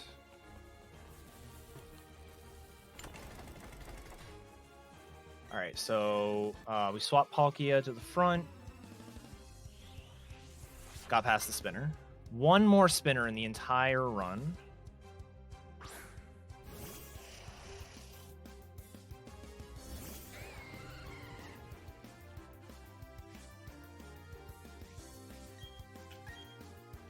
I just looked over at the screen and saw a Kadabra. I was like, wait, what are you doing? And then I was like, oh wait, there's a Kadabra in this gym. Yup. I do like how Volkner's gym is less like the electric gym and more like the steampunk gym. Yeah.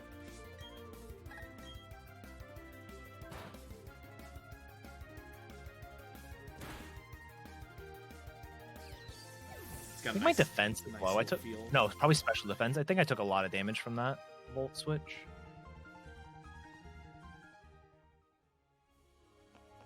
Good. And then we can just surf the room.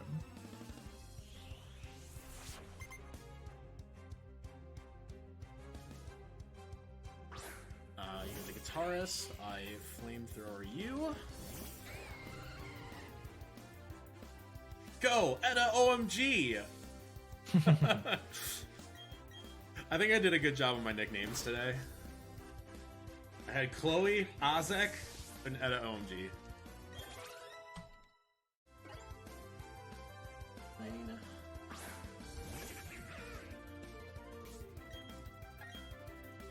Uh, 920.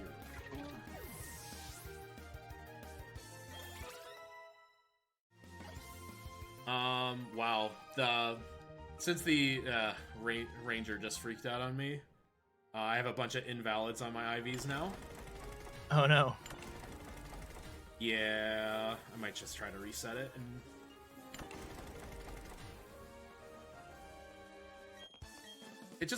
It might be something with the experience route is like a shade different. Alright, so we are done with Volkner. Time to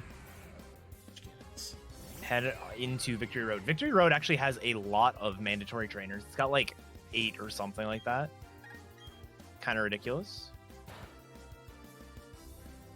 At least compared to some other games. Some other games like Gen 1, you can get through Victory Road without fighting a single trainer.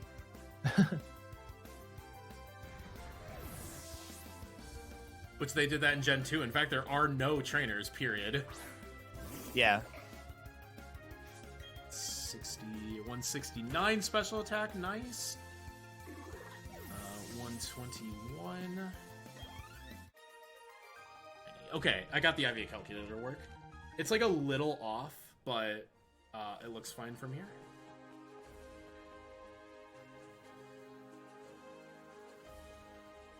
I'm gonna try the L. Okay, I did it. Congrats. Fast pass. Yeah, let's go. Okay.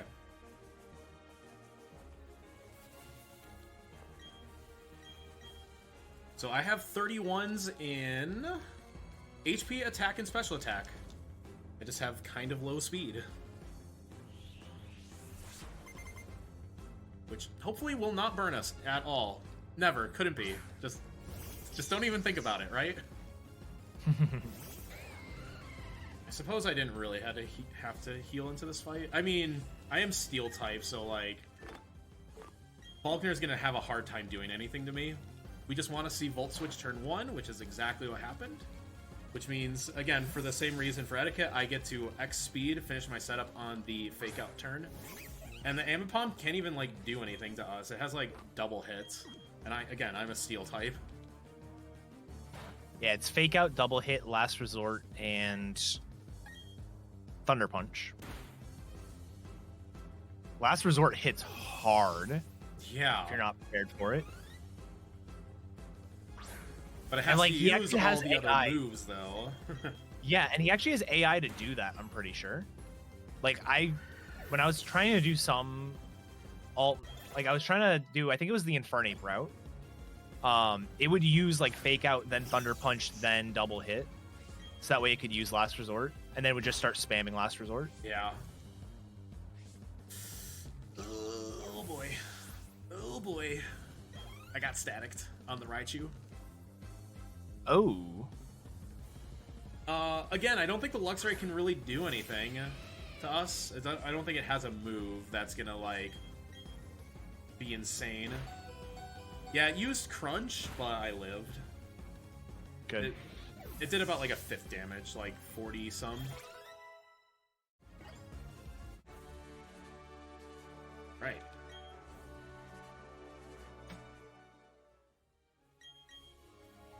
Weirdly enough, this isn't gonna be a bad time for the music on. Yeah, I mean, music is only like 5 to 10 minutes, maybe. But still significant.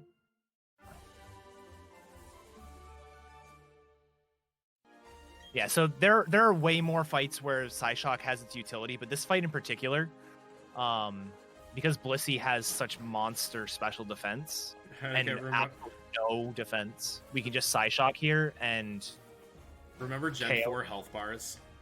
Oh yeah.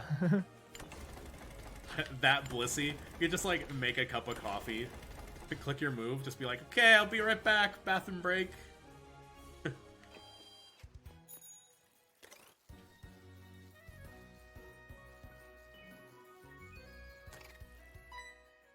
Yeah, that is literally like a 3-hit with Psychic, but it's an easy one-shot. Any Sparkle waivers in chat for Jasmine?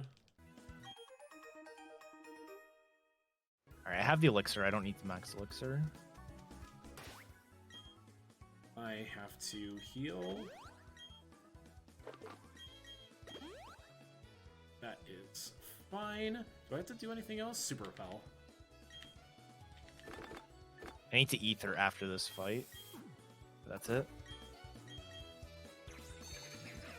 Nice, and I made it through the Strength Boulder. So I've actually, you can't skip. So, okay, you can actually skip all 3 trainers in this room using a glitch. Which I'm not going to do, obviously. But, actually, you know what? I'll skip. I'm not PBing anyways. I'm going to skip one of them. I'll fight it. Is it the Psychic? I'll skip the last one. No, this is the room with the Strength Boulders. Oh. Yeah, you can actually skip all 3 of these. I'll just show that off real quick. With the strength glitch. Yeah. I think my repel's gonna wear off, so I have to be careful not to crash. Because if your repel wears off while doing the glitch, then it will crash your game. Which would be sad. This Dialga is sassy, by the way. Ooh, fancy. Which means Cynthia's actually going to be the easiest fight remaining for me. Again, I just really hope I'm not going to be outsped by Monferno at +1 or +2. I'll do it to the 3rd one, because I'm pretty sure my repel's going to wear off here in a second. Ooh.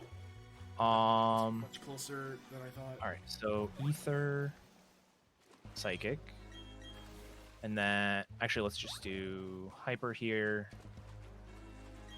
Hyper there.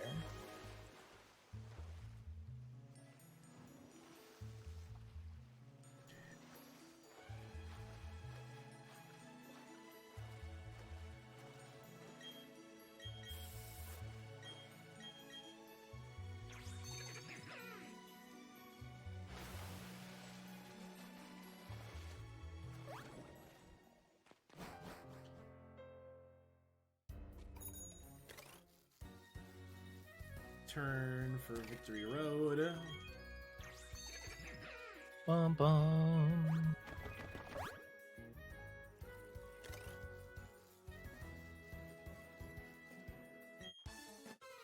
And then I have the Blissey Trainer, which is why we teach Dragon Claw, among other reasons.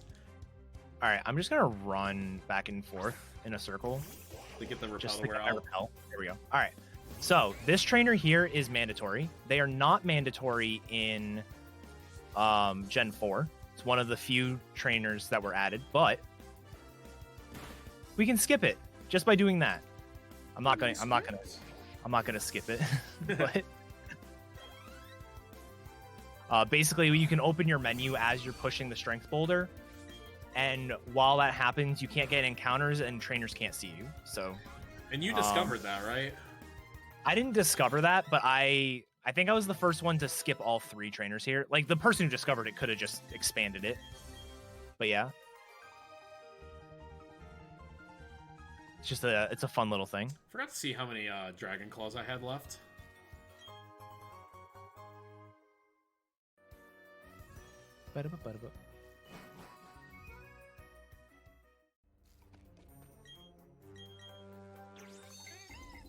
I am at the beginning of that room. I'm not too far behind. Come on, Dialga, you can keep pace. So even though you're using Kaza, I will not be using Azek for this section. I just hard switch to Dialga for the Victory Road. There's none of the fights are like dangerous, but I do have to like set up here or there based on like if I have insane special attack or not. There's only like one thing that like could be remotely dangerous, and it's a Machoke that has low sweep. Yeah, so and it's a range for me, so I could miss the range, it could hit me with low sweep, but if you heal out of it, like as long as you know it's a range and you're like in danger, you just heal out of it and you're fine. I had the perfect amount of Dragon Claws. Not an extra one used. Which means I get to hold off on that Max Elixir. This trainer here can also be skipped. Let's see if I can do it. Oh my god, I actually did it. I'll fight them, but... Switch held items, heal a fun little thing. KOs. Ow, ow.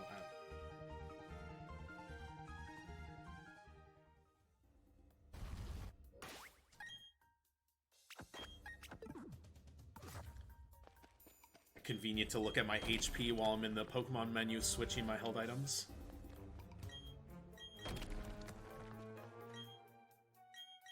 Hey, the repel wore out in the room that you were talking about. Yeah, I knew it wore off somewhere in there. That's why I was like, I have to make sure I don't allow this to wear off. Yeah, the game will literally crash if the repel wears off while you're doing that glitch. Special attack. Oh, nice dodge. Just had a meteor mash dodge. Alright. Gonna go down this waterfall here and get Dragon Pulse. Dragon Pulse is really nice. Our only dragon move on Palkia right now is Spatial Rend, which is a fantastic move. But it has low PP and it's only 95% accurate. So, and that's roar time for me. Yeah. I will also get Dragon Pulse. Red HP, max elixir, which expects of need. So I just max elixir here.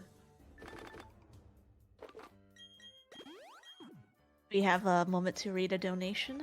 Oh, absolutely. Hell yeah. So we have $10 from Frozen Flygon. Hello. Hi, Court. That says, thanks for being an amazing and inclusive community. Heart. Glad to have met so many of you recently and excited to keep learning the Pokemons with y'all. Thank you so much for the donation, Court. Congrats on partner, by the way. Absolutely. Like, that's huge. And by the way, all the Flygon emotes, literally S tier on Twitch. So good. Am I still at full health? Okay. Yeah, so this is the only fight in Victory Road. Oh, hell, even only fight since Cyrus 2, except for Volkner, that we were going to lose a turn. And it's just because the Empoleon here... So the Golem has Sturdy, so we can't kill it in one hit. But the Empoleon resists Psychic, so... We do have to two-shot. There's a chance that the Kaza dies here. And if that happens, we'll just revive before the next fight. Like, we can finish off with Palkia. It's not a big deal.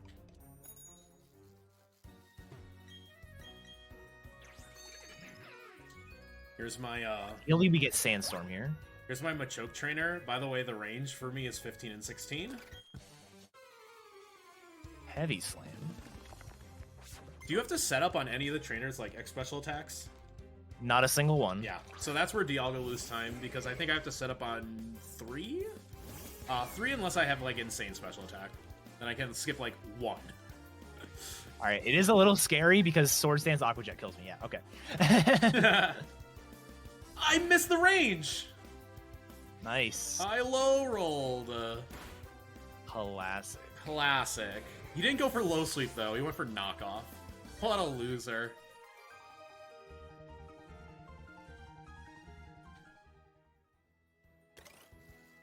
Oh, that's not what I wanted to do.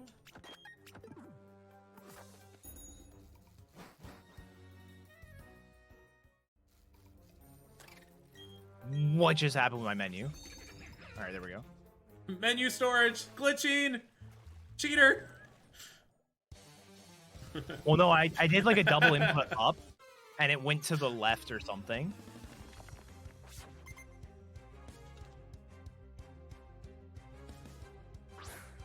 Also, this Chime Meko can be a 2-shot, but in this case, I'm actually just going to use Roar Time and hope I hit. Gibble! Gibble! Alright, so this is the last trainer here in Victory Road. Once we get out of Victory Road, we're going to go ahead and do a quick little shop in the Elite Four to get some full restores, and we get bombarded by Barry before we actually can go. Word. Before we can actually like get into the Elite Four. This Barry fight is one of the weirdest fights I think I've ever experienced. So he has a Staraptor that leads, which likes to spam close combat, but then also likes to spam Rain Dance or Sunny Day, depending on how he's feeling. Or he can U-turn, and it has a Focus Sash. Like, it's a very bizarre fight. Yeah. Yeah, all those things. Yes to all of that. Like, it is one of the only Pokemon on, like, an actual, like, named battle, so not just, like, you know, Youngster Joey, that I won't be surprised if I see any of the 4 moves on Staraptor turn 1. Like, every single one of those moves isn't surprising. Did you just that is say, not the case on most fights. Did you just say Youngster Joey? Yes. Oh,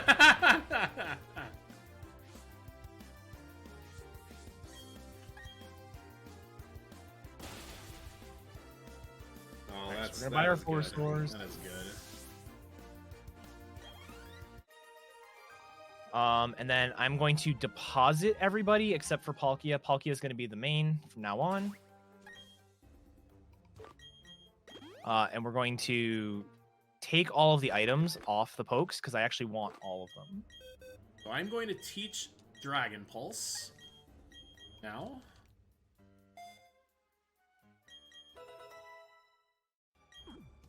I keep Roar of Time not because I need Roar of Time, but we're going to eventually teach Stealth Rock as well. I think there's a situation where I could use Roar of Time like one more time, but it's kind of starting to get routed out. Meanwhile, this Empoleon, I can one-shot, kind of, because I'd have Flamethrower, but I'd still have to X Special Attack on this fight, so... So you can see this is where Palkia just starts pulling away.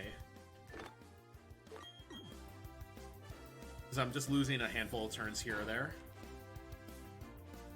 Alright, so now, because of pressure, he's actually out of close combat, so what will likely happen is U-turn here, which is kind of annoying. I got Rain Dance, that's actually perfect. I never get U-turn on Barry. I, have yet to see it. Alright, and then the only other thing that can happen on this fight, is... Oh, actually, wait. I need to... It's been a while. I should be fine. Since I've got an Earthquake on the Golem. The only other thing that can happen here is Empoleon has a Quick Claw, which is... I don't know why. But it has a Quick Claw and it could Grass Knot us, but it should not... Yeah, it can't kill us from here unless it crits. I don't think the Torterra has Quick Claw for my rival. I could be mistaken. Maybe something else does. Maybe the Floatzel has it instead. Something strange.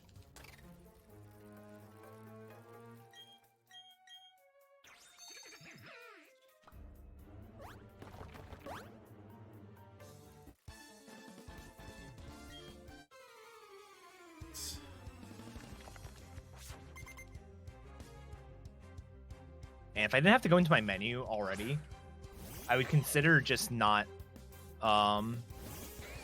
ethering before this next fight.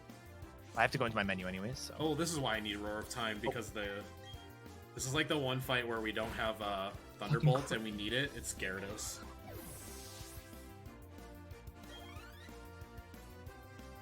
I've got a donation if you all have one moment. Go for it. Sure. I have $20 from J that says, "Thanks for running an awesome marathon for such a great cause. Good luck on the runs. And thank you for watching this marathon. We really appreciate it. All the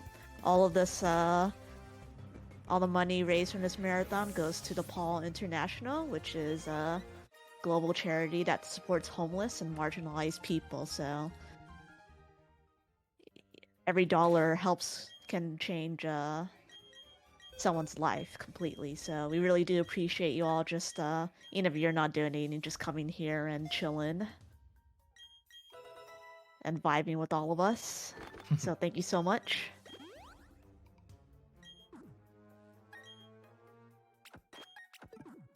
Okay.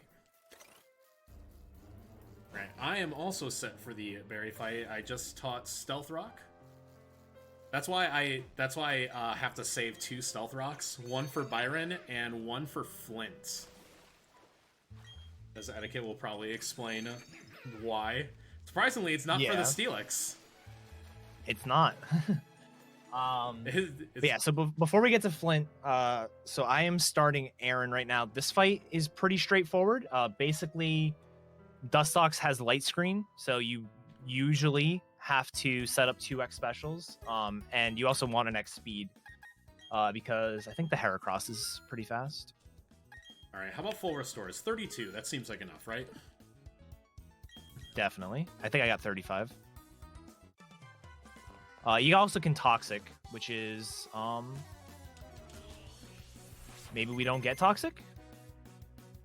See, this is why got it. I'm gonna eventually start using Dialga for solely the Elite Four, because you can't get toxic with Dialga, and it's like the same number of turns. But I'll show off Scyther when I get there. I mean, he deserves some love for doing such a great job. I got Sunny Day turn 1. Interesting.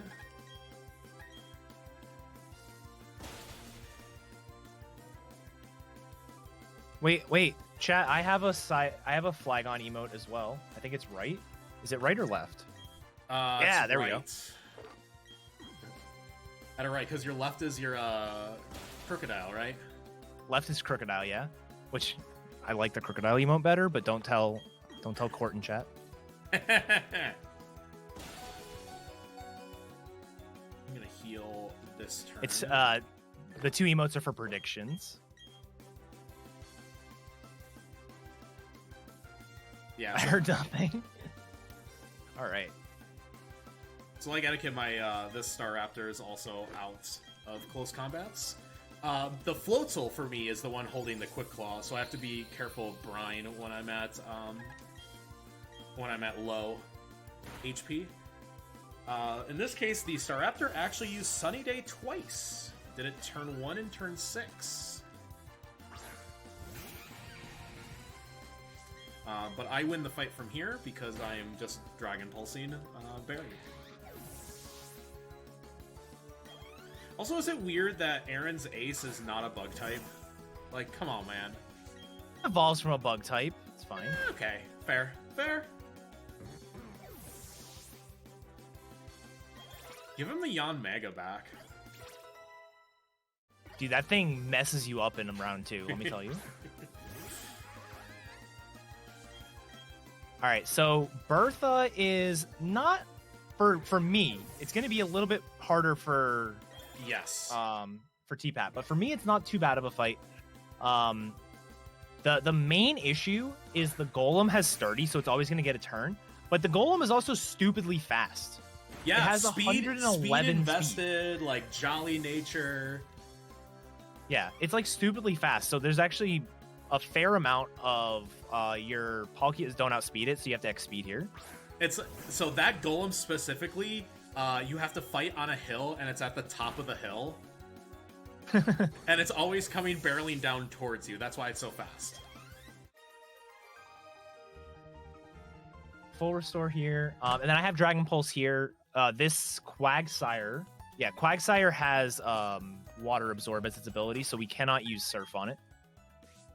So, unfortunately, I am going to deposit Chloe. Bye, Chloe. Bye, Chloe. And I'm going to switch Azak to the lead as we take a center heal.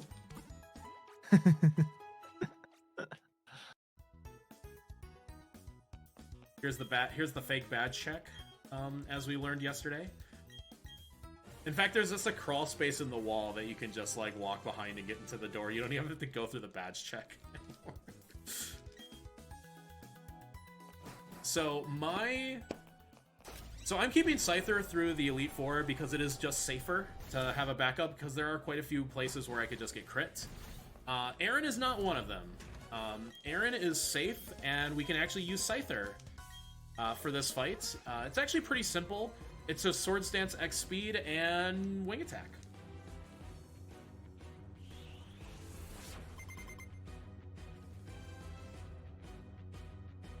Alright. Bertha down, now Flint. Flint is not the best fight in the world, to say the least.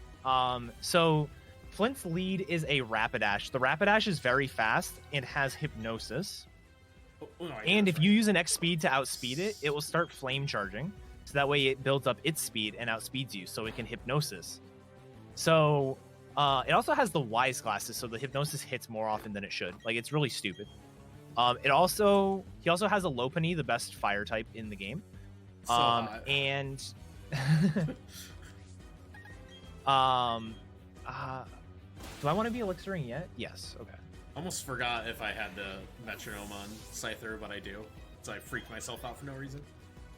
And then the other main problem with this fight is the Infernape. The Infernape has not sturdy as its ability. It has a focus sash. So you will always have 2 turns on the Infernape as well. I don't like that. So what we're gonna do here as Palkia, I'm going to X speed turn 1. If I don't get put to sleep, I'm just gonna get rid of this Rapidash as fast as possible. That way it can't outspeed me and put me to sleep. And then now I'm gonna set up here on the Lopunny. That fight is very, very dangerous for Dialga. Yeah, you would not be able to set up on the Lopunny. Like, I'm setting up on the Lopunny. It has high jump kick. I discovered a range. Well, okay then. Funny story. The Drapion at 80% boosted metronome +2 is a range. With bad attack. Let's see. What should I do to you? You know what? We're gonna flash cannon you because you're gonna heal. But I am a choice spec Dialga that I'm just gonna use to clean this up. Steelix, also my favorite fire type, by the way. On. Actually, you know what? That's- Steelix is not my favorite fire type. Oh, that Drapion. Drifloom is Oh my my god, favorite fire type. that Drapion had Earthquake. Has Earthquake? Yeah. Jesus. Well, so this is also why you don't take Pet Scythers. Okay, so that is, yeah.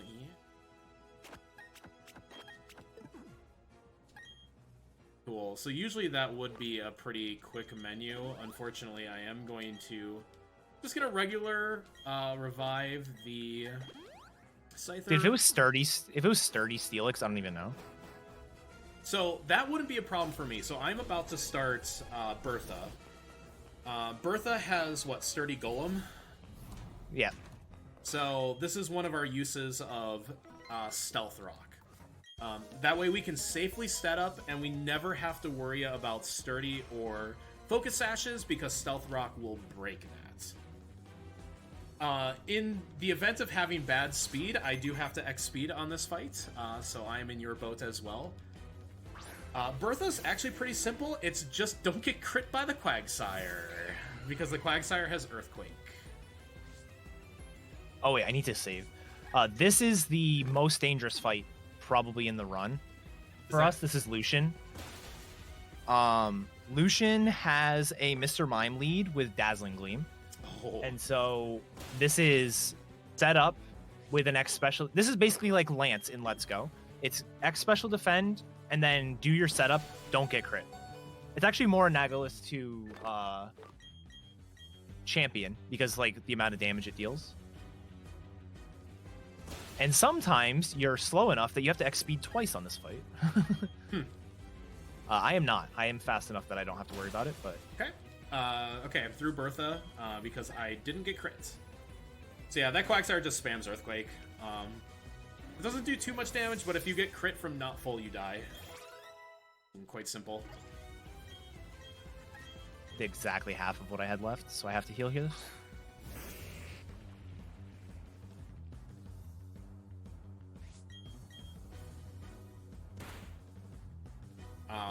I'll say this before the Flint fight because you'll be on Cynthia at the time. The Infernape is the biggest problem, not because it's a fire type, like because we're Dragon Steel, like fire type is actually neutral against us. The Infernape has close combats, and close combat against Dialga does a lot. Obliterates Dialga.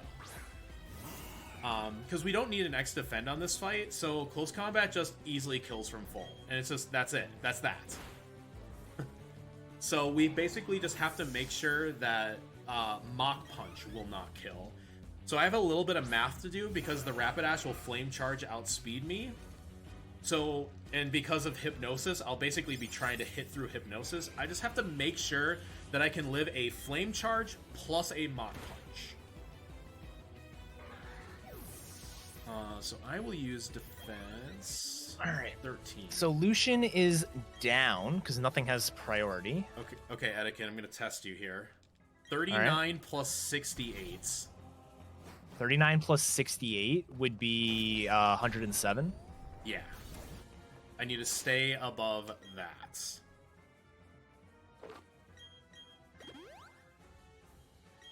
All right. So I'm about to go into the Cynthia fight. Cynthia is, I mean, definitely has her crown as one of the hardest champions in all of Pokemon. Absolutely. This fight can be very scary. Scary for you, not scary for me. No, I'm gonna heal. I'm gonna save. We're just gonna. Cynthia should we get through this fight? Cynthia might actually be my easiest fight through the Elite Four. Weirdly enough. Oh, I forgot to save.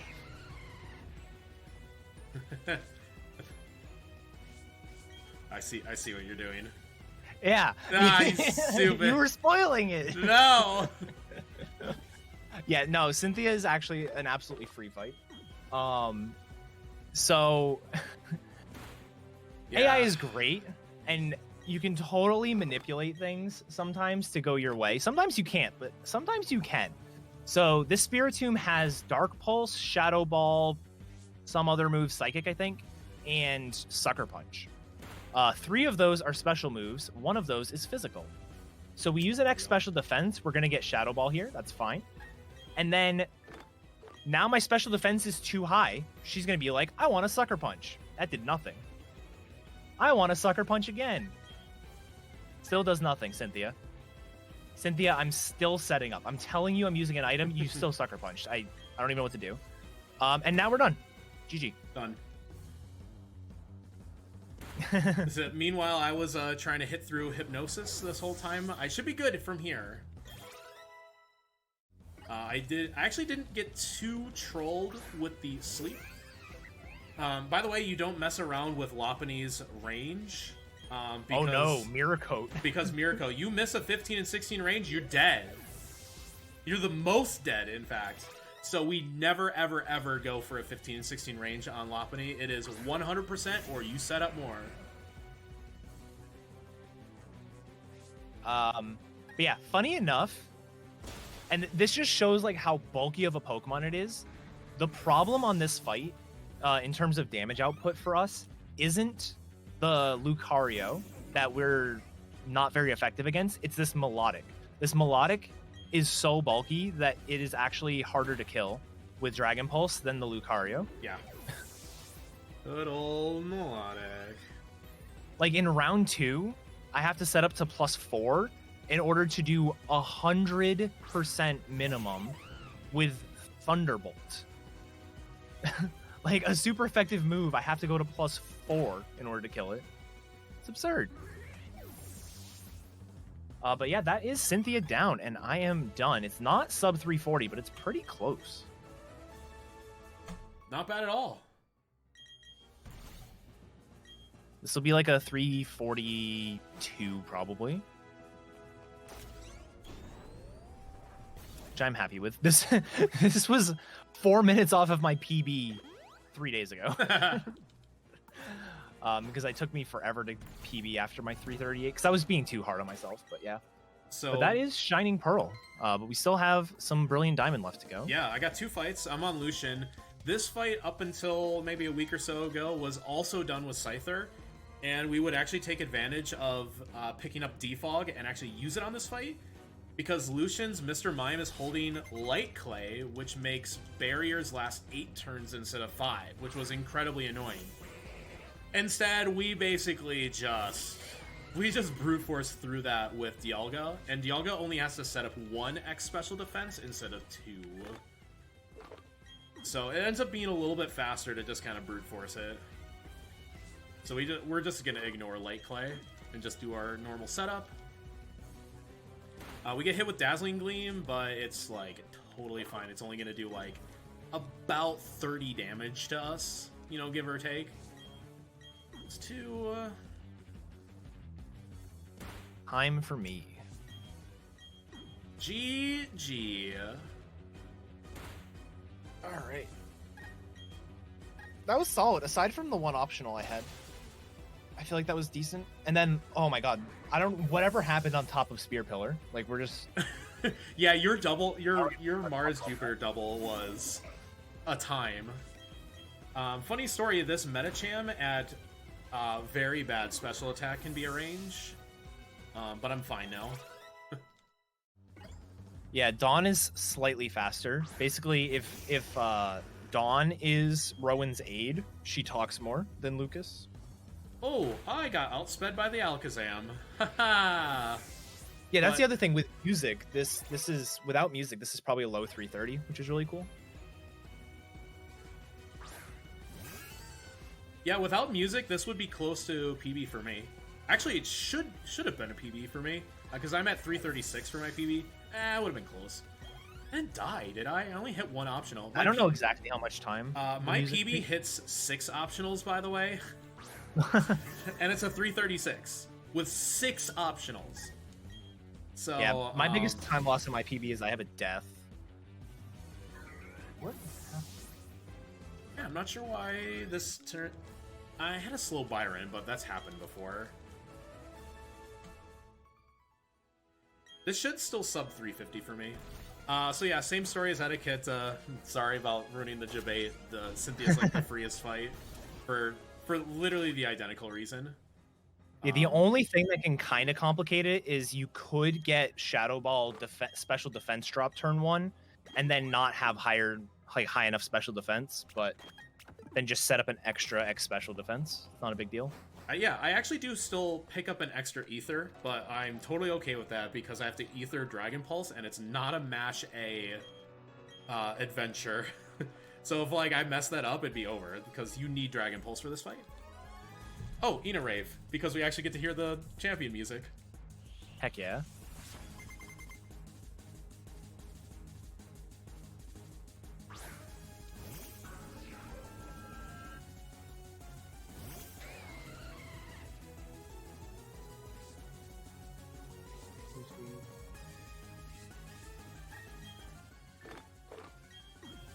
One X special defense. I just have to use another if I get a drop, which it did not happen. X speed. You know, my speed is so bad, I'm gonna safety double X speed.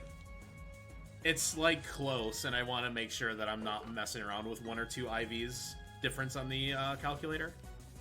I wish I knew the Dialga stats more to let you know if you needed to. I'd have to double check, but yeah, I mean, the fight's still over, but I would have saved 1 turn. Because okay, so it says 2x speeds if I'm at 7 IV minus speed, and I think I was 9 to 10, but it was close enough to make me freak out. Yeah. And again, because the fight is super safe with the sucker punching, which she actually runs out of. It's only a 5 PP move, and with pressure you can only use it 3 times. Also, nice calculations here on the Dragon Pulse with choice specs. Is guaranteed at +4, except for the Spiritomb with literal minimum special attack is a 15 and 16 range. Like 0 IV minus 15 and 16.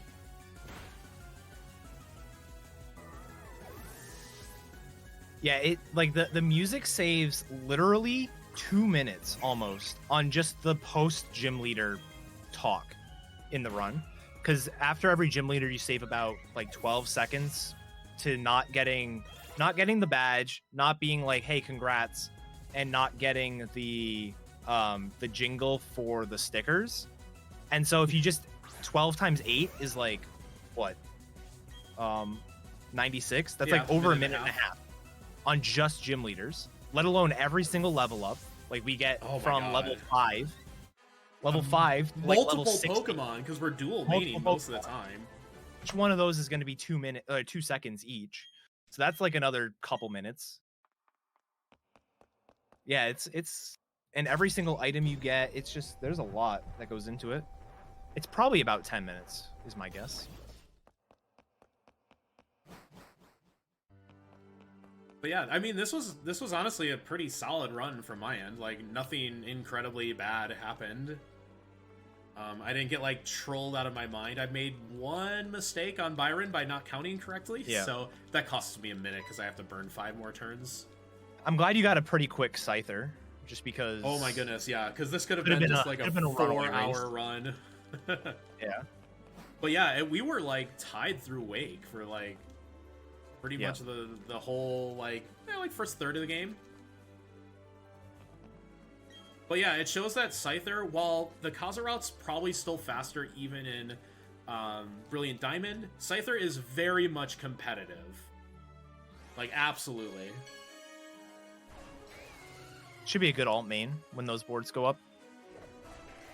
Yeah, I think having 2 Pokemon with you consistently makes a difference too, especially when it comes to no sound, correct? Oh yeah, because of both of the level ups. Yeah, that's the thing too, is it would probably be better for us to like get your time. That's perfect. A 348 for me. GG. Thank you. Very nice. I still can't beat Etiquette. He is just too good. He's goated, man. That was a really good run from the both of you. Thank you. I think just having Etiquette here like relaxes me because I've always had good runs against him. Like, I mean, it also helps. I had a little bit of a warm up. I literally did an Elite Four round 2 run this morning. So you did sub 420 in that, if I remember correctly. 417, yeah. That's a really cool run. Round 2 is actually the very challenging part of that run. I wonder how Dialga is gonna fare, because I bet you could still use Stealth Rock and its Steel typing to be at least a bit safer. Yeah, I don't know. It'll be interesting. May, look, it's the Drifloons. Speaking of May, I want to give a huge shout out to her for pretty much helping set up a lot of the tech stuff, the site, as well as the graphics for the marathon. So please thank you, May, and thank you to everyone who participated, like all the tech volunteers, all the hosts that have joined us, and of course all the members of the PSR diversity team, as well as the runners of this marathon. So I really do appreciate the hours that everyone puts into just from setup just before to pretty much just running the marathon. I know a couple of us have worked like pretty long hours for this. Yeah, you guys are just absolute champions for this marathon, and yeah, I'm kind of looking at the donation total at $16.35. That's still amazing. So thanks to everybody for donating, and of course everybody behind the scenes for making this as easy on everybody as possible. This was obviously incredibly successful. So I want to say that we raised a total of $1,635 from just donations alone, but we also got a lot of subs, and bits thanks to us being affiliates. So honestly, thank you to everyone who also subbed. That money will also be going to the charity as well. So I think from that we've raised around like $1,750 over that, which is honestly amazing. So thank you so much for the support, everyone. Someone was dropping tier 3 subs yesterday, and that was nutty. So yeah, thank you guys. Yeah. Well, again, just to kind of wrap things up, like, obviously I did both the key item randomizer and this in the marathon. It's a lot of what I'm doing on my channel. I've been trying to grind this game a little bit more, and then yeah, I'm gonna start looking at round 2 with Etiquette. And Etiquette you've been going ham on this game. Yeah, it's donation. I've been Sorry, having go ahead. a ton of fun. No, I was just saying I've been having a ton of fun with the game. I'm glad it's a fun speedrun. Speaking of donations, thank you very much, Etiquette, for donating $50 with PSR Diversity Love. So if y'all can use that emote in the chat, that'd be very cute. But yeah, that's the end of the marathon. So I want you to thank everyone again so much for participating, everyone. And then, as well as the viewers, yes, you who have who have joined us and basically vibing in chat. We love you all. Hold on, I'm putting in a donation too. Hold on. I didn't get to do one earlier. I can do so. it. I know. It's with my hands on the controllers like the whole time.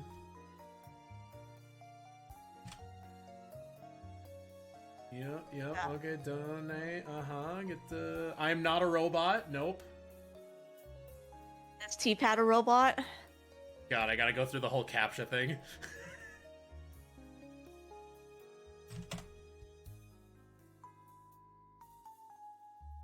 With that though, I do have a raid target in mind, so Ooh, okay. give me a moment and then also, yeah, I think I saw your donation come in, T-Pat, so thanks for the $15. That says also says PSR and D Love.